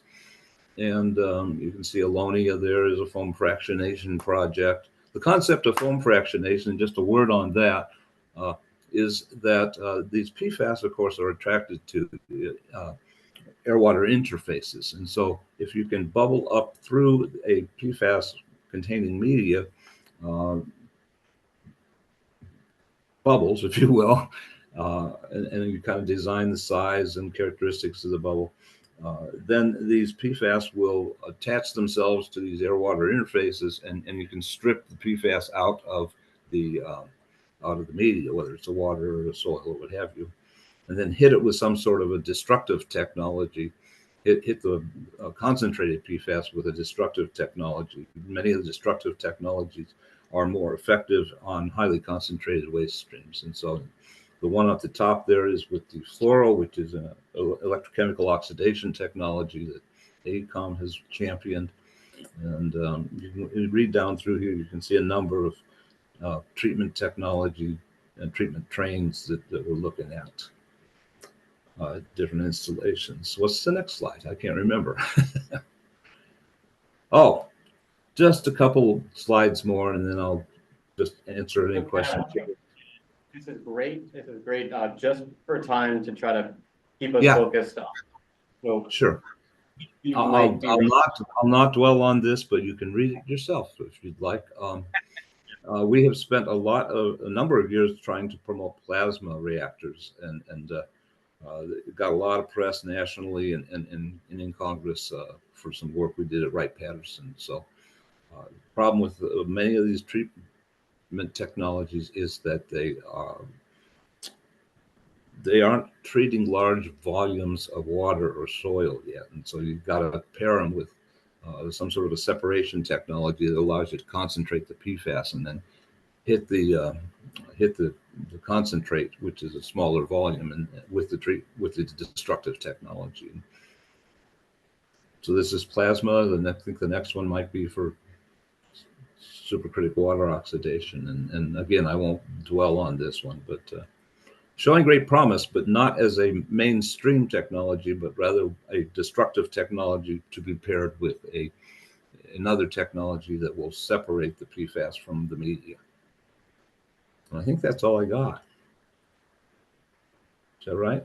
Next slide. Oh, yeah, there's a few other technologies that we're looking at here, and they're just listed, so I'll just leave you with that. Okay. Well, thank you so much, Ken. I think we can take a clarifying question or two if folks have any for Ken, but really appreciate the presentation. Really interesting. Yeah, there are reports that come out of each of these things. Maybe go to the next slide. I can't remember. Nope, just the questions. Okay. We have a monthly webinar series that many of these projects we talk about at great length. It's an hour. We just had one this morning. Oh, no, it was around noon. And it's a monthly thing that we put on, and we bring in these vendors, and they can talk about their product and the trials and tribulations that they're having trying to get them up to commercialization. If you are interested in that, I can certainly get you a contact so you can get on the mailing list to listen in on those webinars. Like I say, they're monthly. Great. All right. Thank you, Ken. We do have a couple questions here in the room, so I'm going to first go to Kim. Go ahead. When you break the carbon fluorine bond, do you have to worry about that recombining at some point down the way? Yeah, you do. Yeah, you do, and that's a concern, right? If you break it into a small you want to mineralize it. If you get it down to fluorine, you're good to go, right? But you do have to worry about that, short chains recombining into long chains. You also need to worry about some unfortunate byproducts like acids and so forth that the fluorine may form, right? You don't want that to happen. And so these are not without challenges that the vendors are still working on. And that's one of the things that these BAA projects have allowed them to do is they're testing their technologies in new and different environments. And so, for example, a lot of these destruction technologies are struggling because we're trying to apply them to concentrated PFAS. Well, PFAS isn't the only thing that concentrates, right? It could be salts. And so a lot of these technologies are struggling with salting up problems. Thank you. You know, that kind of thing. So, oh yeah. I wish we had a fast answer for the perfect destruction technology. We're getting close, but we're not there. I think it's a few years down the road. Yeah. Thanks. And we have another question here in the room. Go ahead, Andrea. Thank you. I just have a few questions. Thank you for this presentation.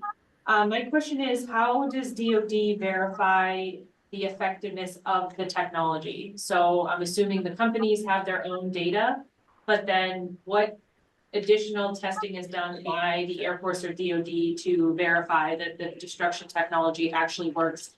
And is it truly, are you looking at all PFAS? Is it just regulated PFAS, short chain, long chain? What are you looking for? We're looking at the if we can measure it in 1633, we're looking at that. Okay, because we don't want to, like I say, we don't want to be released in short chains that aren't perhaps regulated yet, but they might be someday, those kind of issues. The projects that these people are doing are in the public arena. They are not black boxes. We don't work with vendors, and there's a lot of vendors out there that want to give us a black box and not let us look inside, right? Some are silver boxes, some are black, but and so long, the effectiveness, is a big deal with us. And so, no, we don't just take them at their word. They have to demonstrate in a transparent setting that they're working. And that scares a lot of vendors away from us, The other thing that particularly like on these sequestration technologies, the jury's out on how long the PFAS will stay sorbed to whatever the media is that we're trying to attach them to. And so, we have some of like the Fluorosorb projects that we're working on have been going now 4 or 5 years. And at a site at Cape Canaveral, for example, and so we are following these projects for sure. We're not just trusting them. I don't know how else to answer the question.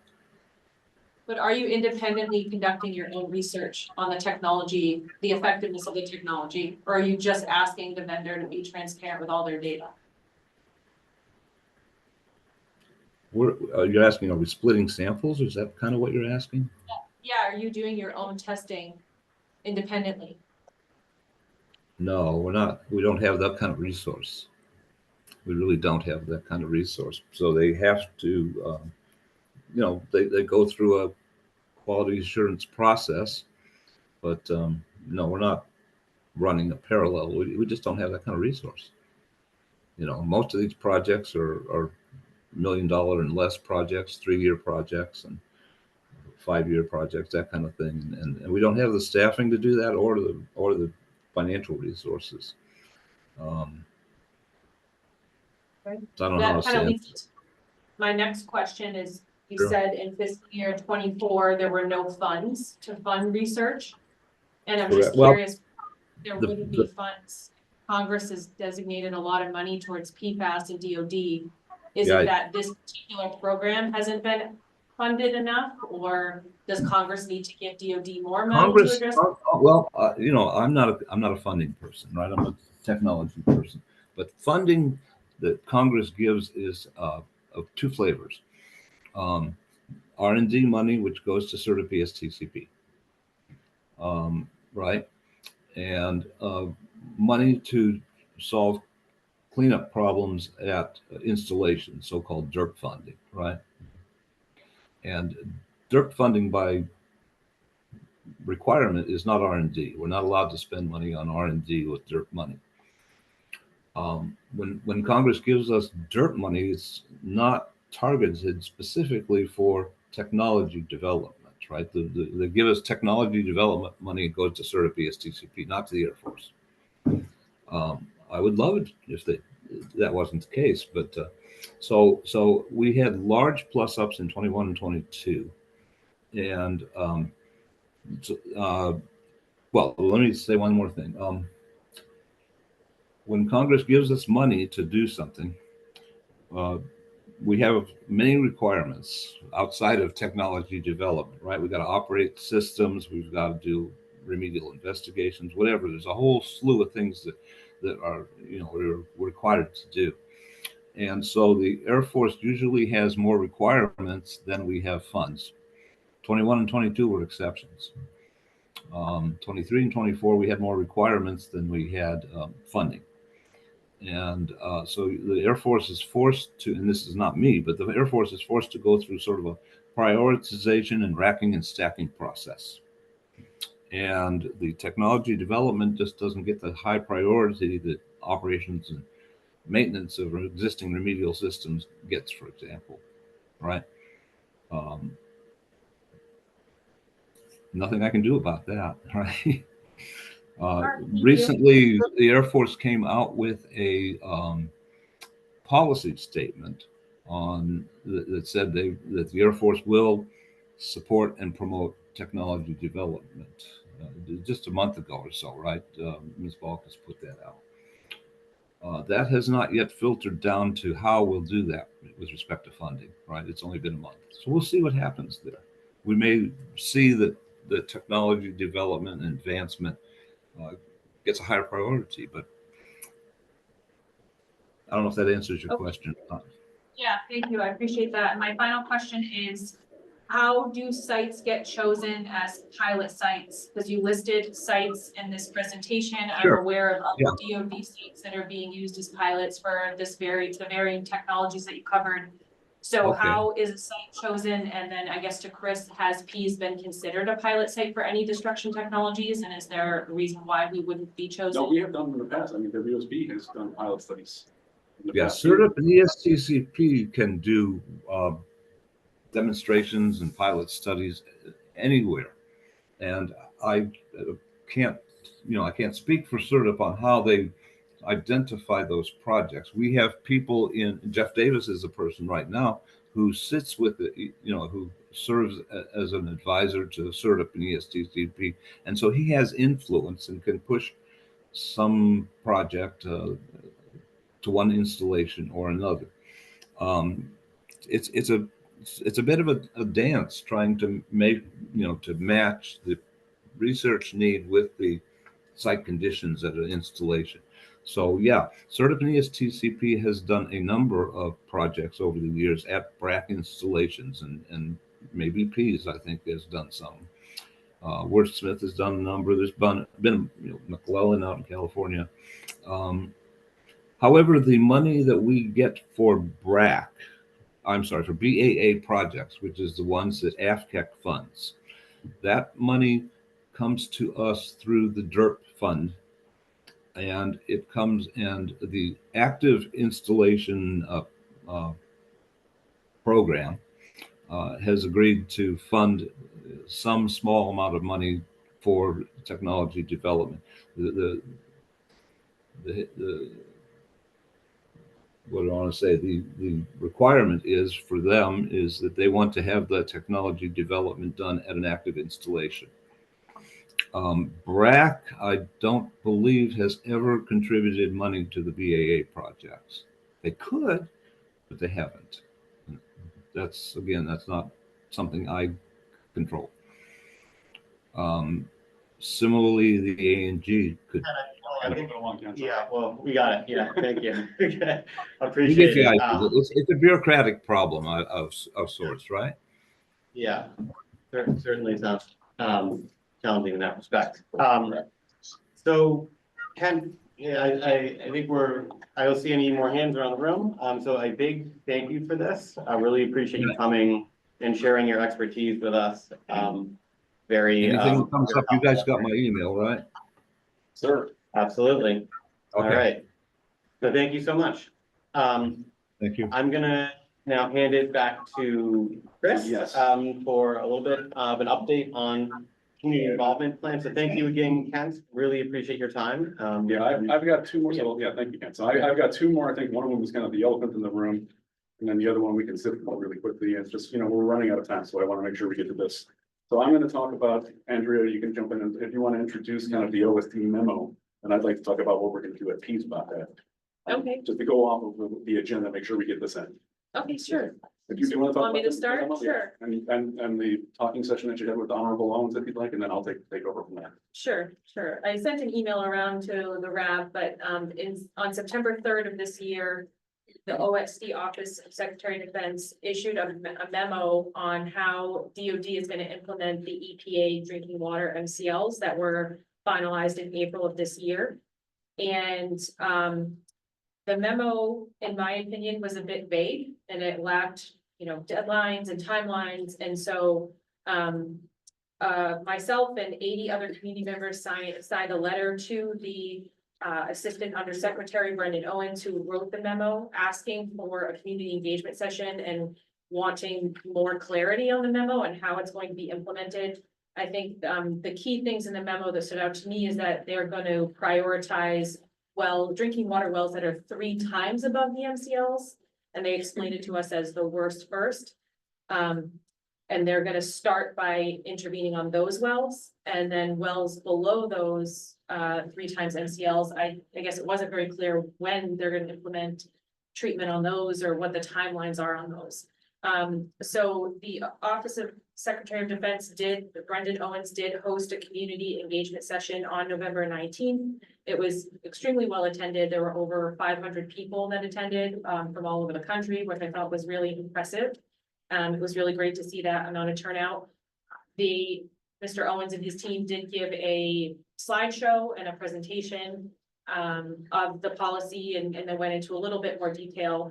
And then they allowed public comment. People were allowed to sign up and give public comment. And I think they took about over 25 public comments from people all across the country. And the messaging, the key takeaway I took away from the community members was they want DoD to act quickly. They want them to implement treatment on all wells. Understanding that there obviously needs to be some prioritization, but communities don't want to see a significant delay in DoD implementing treatment on wells that exceed EPA MCLs, regardless of the 3 times above or not. We want to see if that water is deemed unsafe by the EPA to drink and DoD is responsible for that contamination, we want to see treatment implemented as soon as possible. So I did circulate the memo. I did circulate the recording for people that weren't able to make it. I do know several RAB members did attend that meeting, which is great. And so I guess I'll just, in the interest of time, that's what I'll start with. And then, so we'd love to know from the community side how this, we heard from DoD as a whole, what they're going to do. How does this affect Pease? And what do we expect? Let's go to my slides. All right, so I won't get into this. Obviously, you introduced that very nicely. So when you get to my slide, there you go. You can see kind of the second bullet, sub-bullet there. We have 5 wells that meet that 5 or 3 times or greater requirement. So that's, PFOS and hazardous index typically are, that's kind of leading the chart there. As one would expect, but I was given some money this year. I won't disclose on that information, but I will be able to take care of those 5 wells this fiscal year and maybe a few more. So obviously we have to figure out which house gets, if we can connect them all to municipals, that's what we would like to do. Whether or not that owner allows us to do that, we have, in line, we have the poet systems that are commonly done, but generally we like to connect them to the municipal. That way the municipal can take care of it down the road.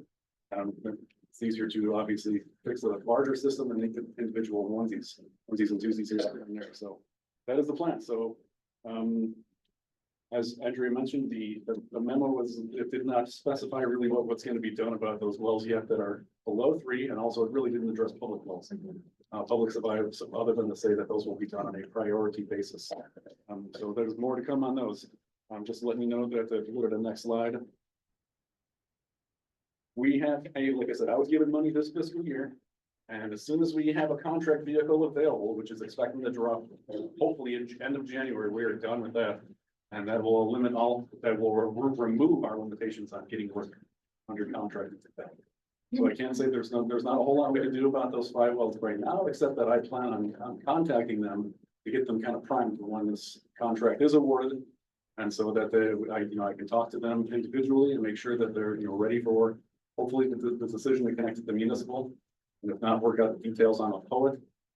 But yeah, obviously, that's the end goal, and however many we can squeeze in with the money I was given beyond those 5, then I'm gonna take care of those 2. So I'm not giving that money back. I'm fixing as much as I could in the private well arena. And again, on a high to low, worst first basis, as Andrea had made mention of. Currently, I was telling Tim this earlier, I'm talking to Al Green with the city of Portsmouth. Right now, the way that the system works, the ball is in their court. They have to contact the legal side of the Air Force to start this discussion about the other wells, the Harrison and Smith wells that are right at the MCLs right now. Okay, so Andrea, now's as good a time as any. Go ahead. Yeah, so I just want to clarify, because I think in August, when we asked this question before this policy was implemented, I recall you telling us there were about 22 private wells that There's are 21 all overall that are above the EPA. So, but there's only 5 that are 3 times. Correct. So the other 16, are these all in Newington? Or are there some in Yes. Greenland? No. So these are all Newington private wells. So is the Air Force going to tell all 21 wells that their levels exceed the EPA MCLs? Or are you only gonna contact the 5 that are 3 times above? No, well, we have to modify right now because we don't monitor all the time for those wells. They're done either on a quarterly or annual basis. So within their letters, we'll have to update the letters. So yeah, it's not gonna be a phone call as we get the letters. If outside of these 5. So all private well owners will be notified that their levels exceed EPA drinking water standards. Yes, when we get around to that, round 7. So I have to put that into the letters, yes. When will you get around to, because these MCLs were established in April, so it's already December. So when does the Air Force feel obligated to tell people that their levels are above? Again, we weren't authorized to really do anything with these MCLs until recently, so it's, yeah, the next round, do you guys know when the next round of private was? Just completed November. Right, so the letters will be coming fairly shortly, so it'll be soon. Okay. Yeah. And so what is the messaging for the 5 homes versus the 16? Because if you have 16 that exceed, but they're not 3 times above, I'm just trying to put myself in the shoes of a private well owner where like my neighbor might get treatment, but I won't. And the EPA is saying my levels wouldn't be safe to drink. So what do you say to the person that isn't the 3 times above that has to wait? How long do they have to wait? That's a good question. I don't have answers for that. So I know what I would personally like to hear and what I personally would tell them. Programmatically though, I really can't answer that. So we haven't been given the guidance on how to address folks that are below that, the Right. 2 times or 1 time above Right. the MCL. It would seem that before the letters go out, though, you need to know what you're gonna tell those people, right? I mean, if a homeowner contacts you and says, I got this letter, my wells exceed EPA's drinking water standards. Are you gonna say, well, you're not the worst first, so we're gonna take care of your neighbors, but we're not gonna take care of you? My hands are tied in that regard, so yes, that's what I'll have to do. Okay, and DES, do you have any thoughts on that, or is there anything you would do to intervene or step in, or messaging, or? Well, EPA, it's your MCLs, like, what would you do? well, and we're still in the position, we don't have the EII, we don't have a way to contact the private well owner. And with respect to the MCLs technically are for municipal water system, so we have not revised our ambient groundwater quality standards, which are applicable for private well comparison, so. We have still some legislative work there to be done. On our level, so. So what do we say to these people? What are we gonna say to these private well owners? I wholeheartedly support that they should be, for complete transparency, they should understand that the MCLs have been developed. And this is what they are, and the Air Force is recognizing those MCLs and has a plan to roll out mitigation. Ideally, it would all happen at once, but if this is the plan, then they should communicate exactly how they're gonna do that.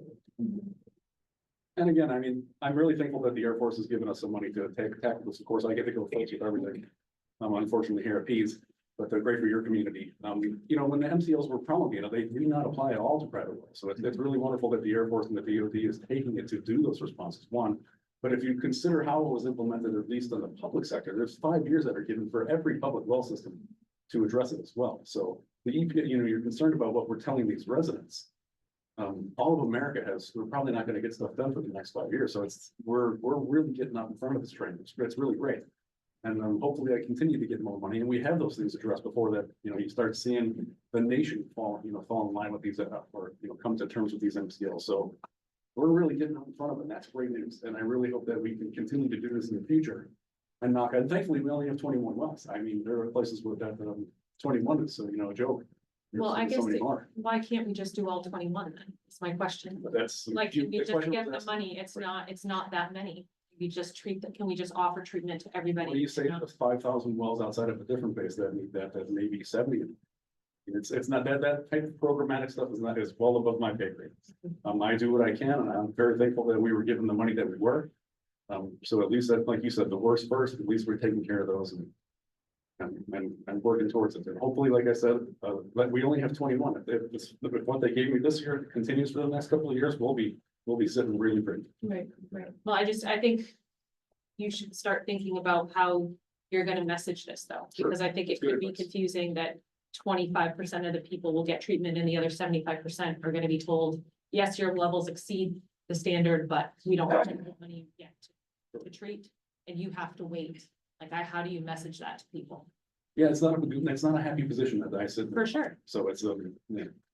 And then on the public water side, I know, so it sounds like what I'm understanding is the message is have the city of Portsmouth start the legal process with the Air Force. They do, yes, and that's pretty simple. That's been communicated to Alan already. Okay, and is there any concerns? Because it's my understanding these systems take it's not just a matter.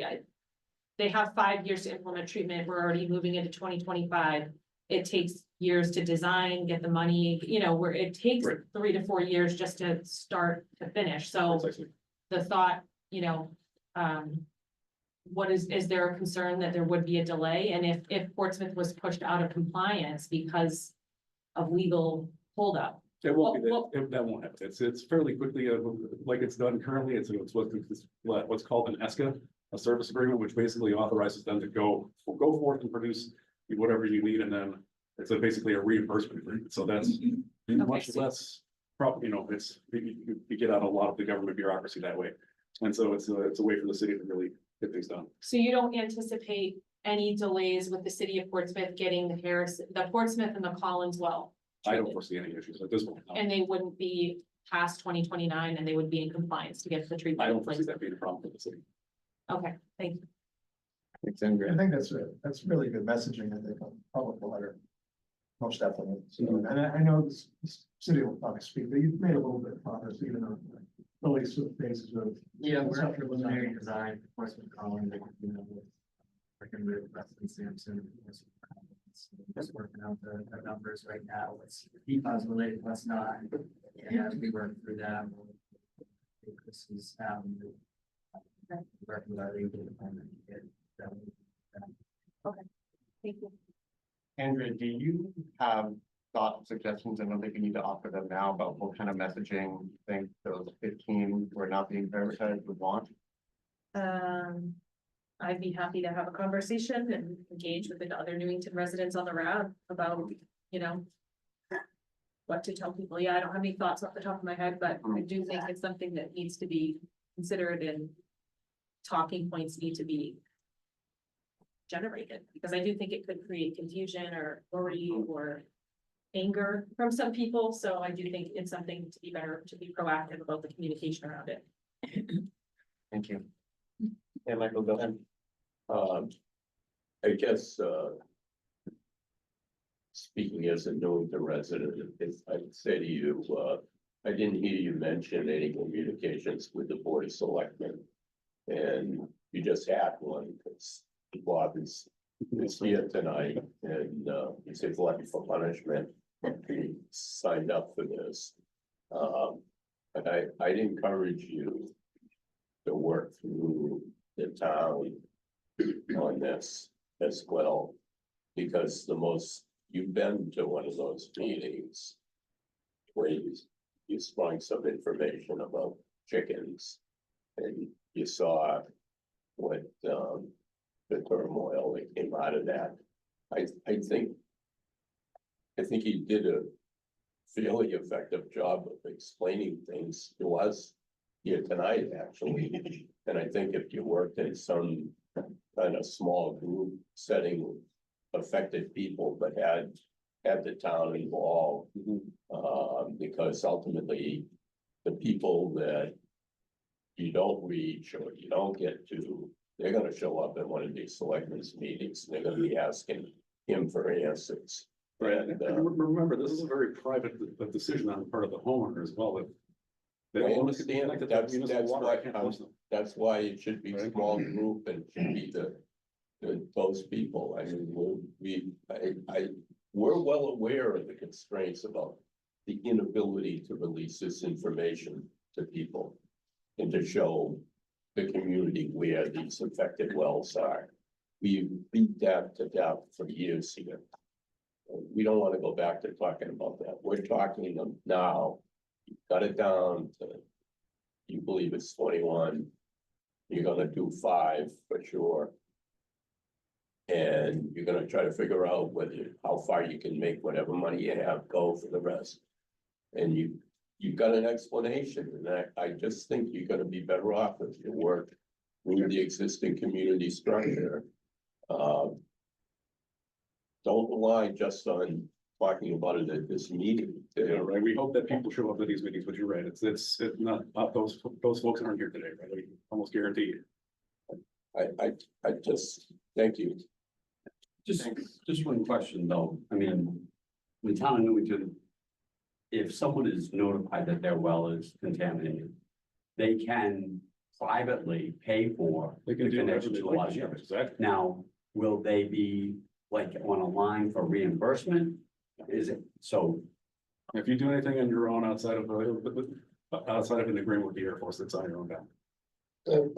This is why you need this communication, okay? That's a perfect example. There's also a rebate with New Hampshire DES. The New Hampshire DES does have a rebate program up to $5,000 Right. for a private well. Ideally, when there's a responsible party, we would prefer the monies you reserve for those communities and those individuals that don't have an RP that could step in. Yeah. but I would imagine if my home was tested and it's not in the top 5, but it's still high, I'm not just gonna say, oh, I'm gonna wait for the government to come and take care of me. Yeah. I mean, that'd be kind of foolish. So, I would do my best effort to do that and then apply for that. That's probably gonna be part of my messaging too, because there are some fairly easy things that people can do that stock is very inexpensive to help themselves out, but again, but we gotta table that for now, because we're running stuff, but Rosalie, you had one, same thing? Oh, well, I'm just thinking of it, if I were one of these people, if I had a well, I'm sitting next to the selectman of Newington. Is it possible that he can state at a meeting, that anyone with a private well may not the water may not be safe to drink? He can't even tell me who the 21 are. So because of that, don't you think it may be an advantage for you to tell your community, if you have a private well, your water may not be safe to drink, and perhaps you should either call New Hampshire DES. We're working on that. Because I hate to think, there may be toddlers drinking that water, children, pregnant mothers, and there's no way of knowing how much water they're drinking. Right. I did attend that meeting, by the way, and it did get pretty contentious. And people didn't like that 3 times the amount. Because you're discriminating, you know, against, Understood. a no level, My right? chair is not the nicest one to sit in sometimes, so it's, it's unfortunate, but yes. And it's one of those things too, and what do you tell them? There's a reason we can't get bottled water anymore is because bottled water is not regulated. There's a really popular bottled water in Texas, I won't give the name of it, but it's like, it's the MCL. It's crazy high in PFAS, but they don't do anything about it, so you have to be careful, the message has to be careful. Carefully worded. That's why it's difficult. Well, I think, can we take an action item back that maybe we need to conduct like a small group meeting with anyone on the RAB who's interested in meeting with the Air Force and potentially DES about messaging to, and, you know, obviously the town of Newington as well. Sure.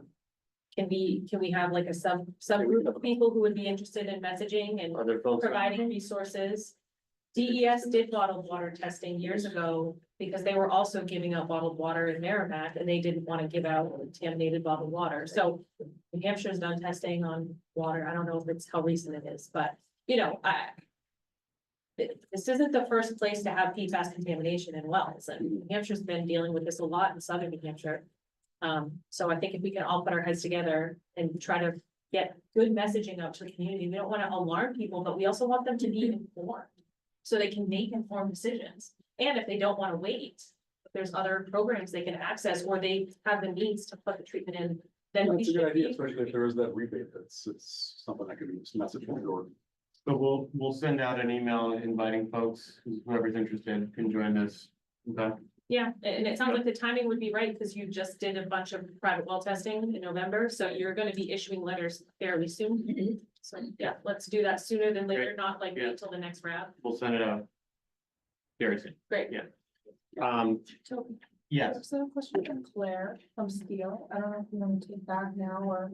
is it a issue in the public or? She's, public. yeah, Okay, so we'll wait till the public comment. Actually, speaking of which, it is actually time for public comment, even though we have. quite- I'll say one quick thing about if you go to the next slide, this is the community involvement plan. We already do this, we have really good communication on this, in this community, I believe, but this plan is really, we're gonna be putting it to paper. So if you want to be a member of the community that gets an interview in the community involvement plan, shoot me an email. I have a project kickoff meeting, that project was just awarded, it's actually, the guys who won it are the company that Conte over there works for, Aegis. So they're gonna be doing the update, P's is first, yet again on everything. So they're gonna be starting fairly soon with interviews. So yeah, just shoot me an email if you want to be an interviewee and I'll pass that along.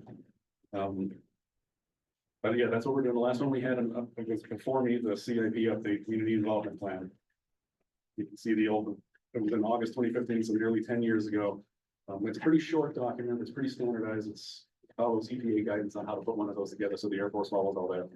But yeah, let me know, and I'll get you on the list, and we'll start working to get that sucker updated. And with that, yeah, I guess before you go to community or a public comment, I know, Andrew, you had a list of topics. Is there anything that's just burning and need to get out right now? Or can we wait?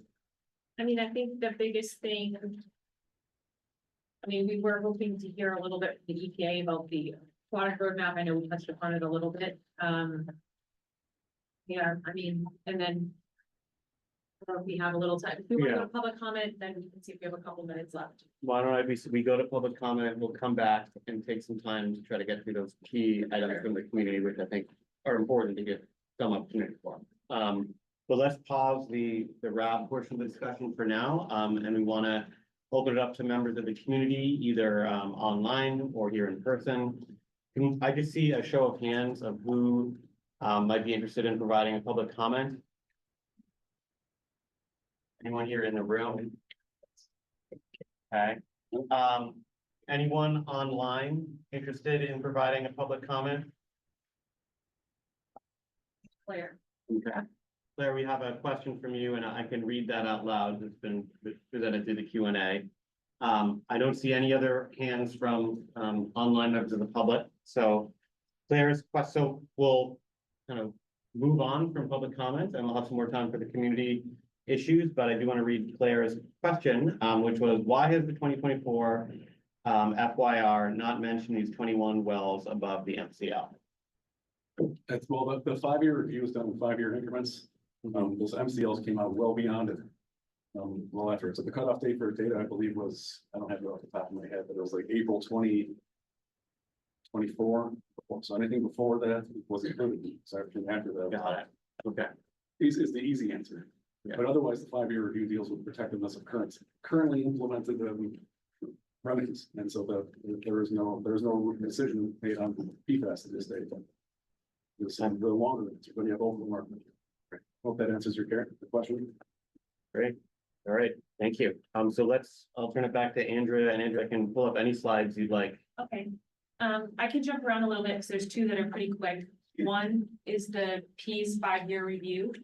That is a document that we were just talking about, and we have asked the EPA to approve our CEO, our technical advisors, through the task program to be able to review that. And so that's something we're hoping to get a breakdown from them on what that means. So I just wanted to alert the RAP to that. I also just want to give a quick update on the University of New Hampshire foam sampling project. I have sent some emails and shared information about that. Rosalie and I have been partnering with UNH, Dr. Paula Mauser. We applied for a grant and got approval to test foam in the local waterways for PFAS. We're targeting Great Bay as well as Barry's Brook and Rye. And our SKIO team helped us establish locations that would be good to sample that had low, moderate, and high levels of PFAS based on data that they have reviewed. And we shared that with UNH. The testing is very opportunistic in the sense that we need to see the foam to be able to test it. We have had 2 sampling events so far. A couple weeks ago, I went out with some folks from UNH on a boat, and we sampled 3 different spots around Great Bay from the boat. We were able to visibly identify foam in many locations.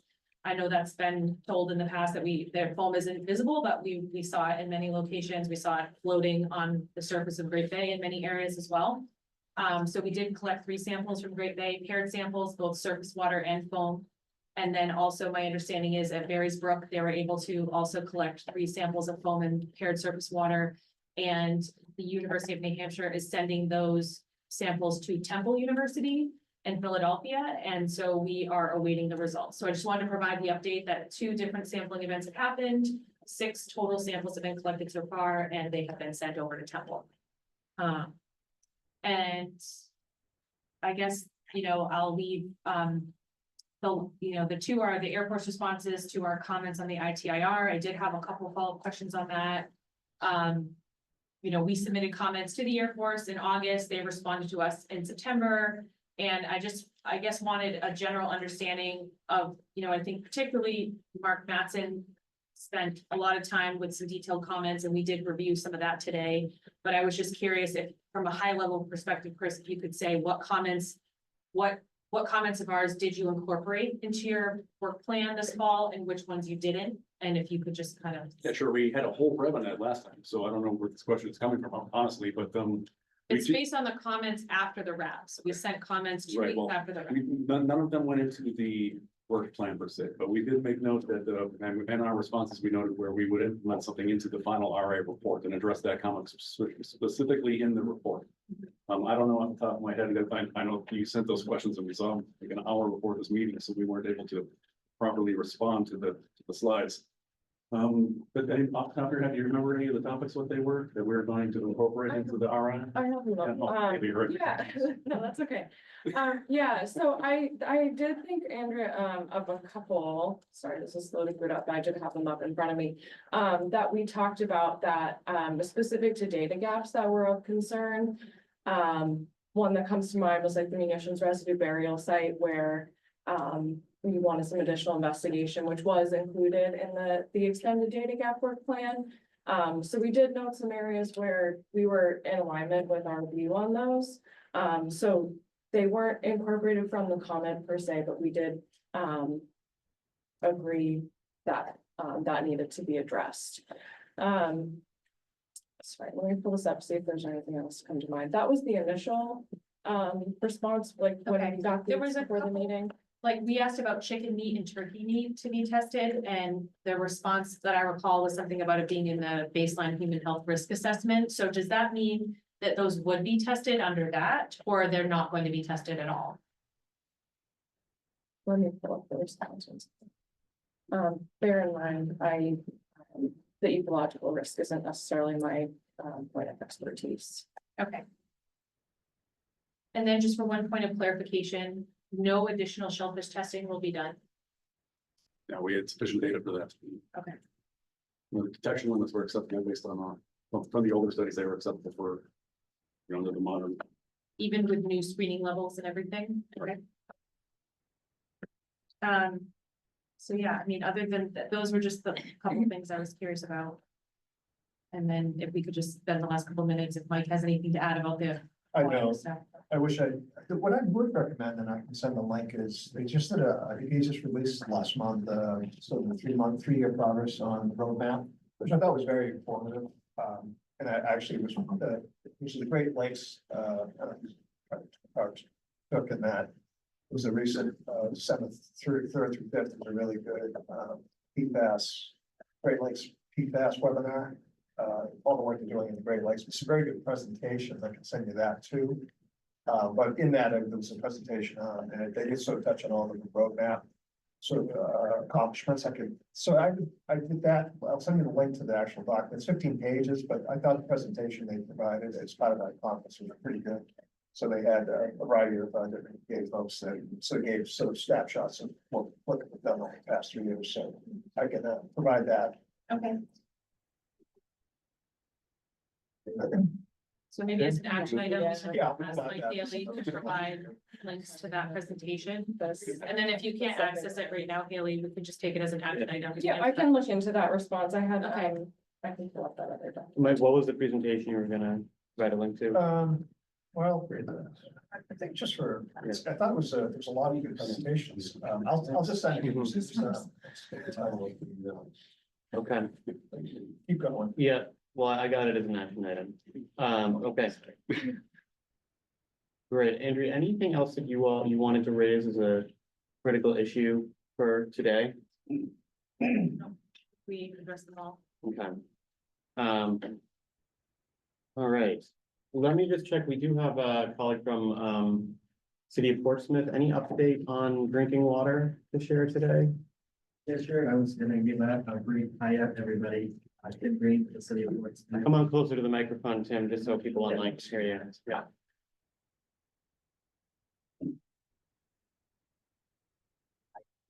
Tim Green, City of Portsmouth, Chief Plant Operator of the Pease Water Treatment Plant right up the road here. I'm just sitting in for Al Pratt today. Just a brief update. Pease Water Treatment Plant's currently running at 540 gallons a minute. 180 gallons a minute of that being pumped from Haven Well. The plant continues to treat to non-detect for regulated PFAS compounds.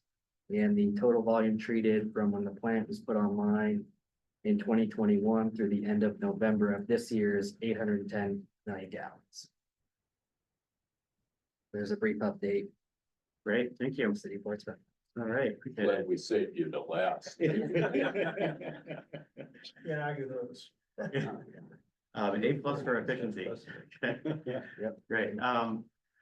All right, so we're nearing the end here. Just want to check any burning issues from RAB members that you want to touch on before we close the meeting. I have a list of action items that I can go through and just confirm that I've got them all.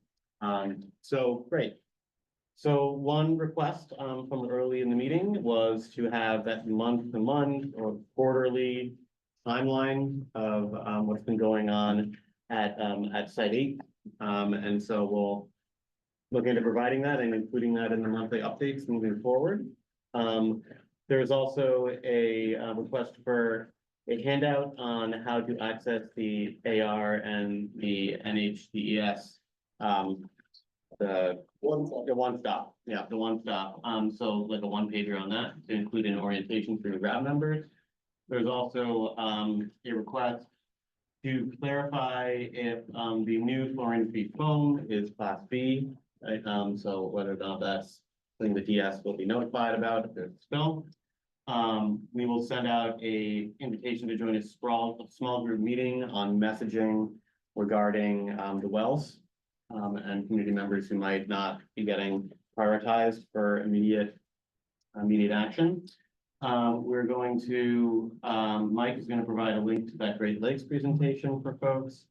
And we're going to get some answers, some responses on what from the last RAB meeting, the comments that came in on the ITIR were actually going to be addressed in some meaningful way in the future publication.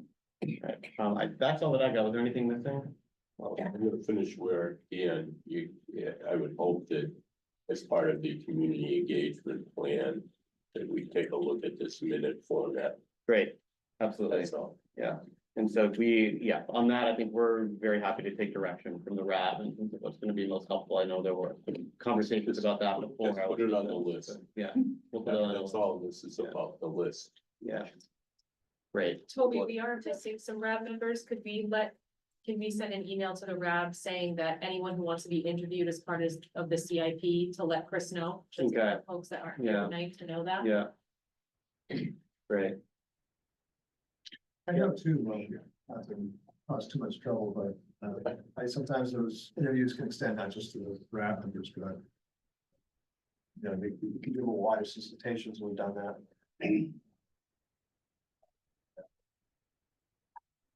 I know it's, Yeah, they haven't even done the project kickoff meeting, so I don't know the scope of their interviews, but, we've done mails at other sites, so it's just something to think about. Yeah. You have pretty good mailing list on that at this point, so. I was gonna say, it would seem the people that you've tested produce and chicken eggs and water, you may want us to let them know about it too, in case they want to engage. yeah, we can, I don't know if we can even ask you for your public sites as well, but we're working to get out, but yeah, again, I don't know their scope, I'm not running, I have no input on this, I'm not the project manager. I'm just, like you, I'm going to be interviewed. And then they're going to, whoever, you know, they're the folks that are doing that, will together this plan, and I don't know, maybe at one point I'll see a draft, hopefully, and comment on it, but yeah, that's the process to my understanding. CEO might have some effective comment on that, given their experience, that they've been involved in this. Yeah, the folks that are doing this, they've done a lot of this, they've done it for the active. Yeah, well, they know how to do it for you, but we're talking about. Yeah, no, just give us some insight too. We're doing a lot of these now because we've had a dormant sort of public, you know, federal facilities, we'll use that as an example, but yeah, a lot of legacy study, you know, things are sort of moving along, then we throw PFAS into the mix. So it's a completely new issues, a lot of renewed interest. So we're all sort of doing these. So we've been getting, but we've been doing these updates. So we've been sort of, you know, again, we're sort of developing these sort of larger interest, bigger mailing lists, and we're trying to, as part of that, you know, these kinds of forums, we're trying to sort of then solicit as part of those updates to the relations plans, those, you know, feedback.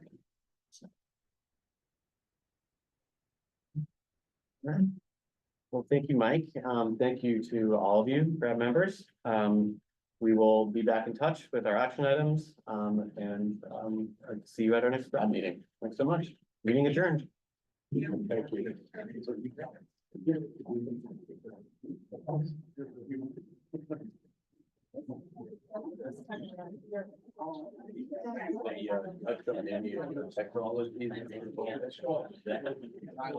Yeah.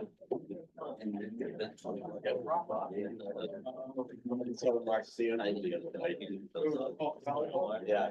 So happy here for me. Yeah. Yeah.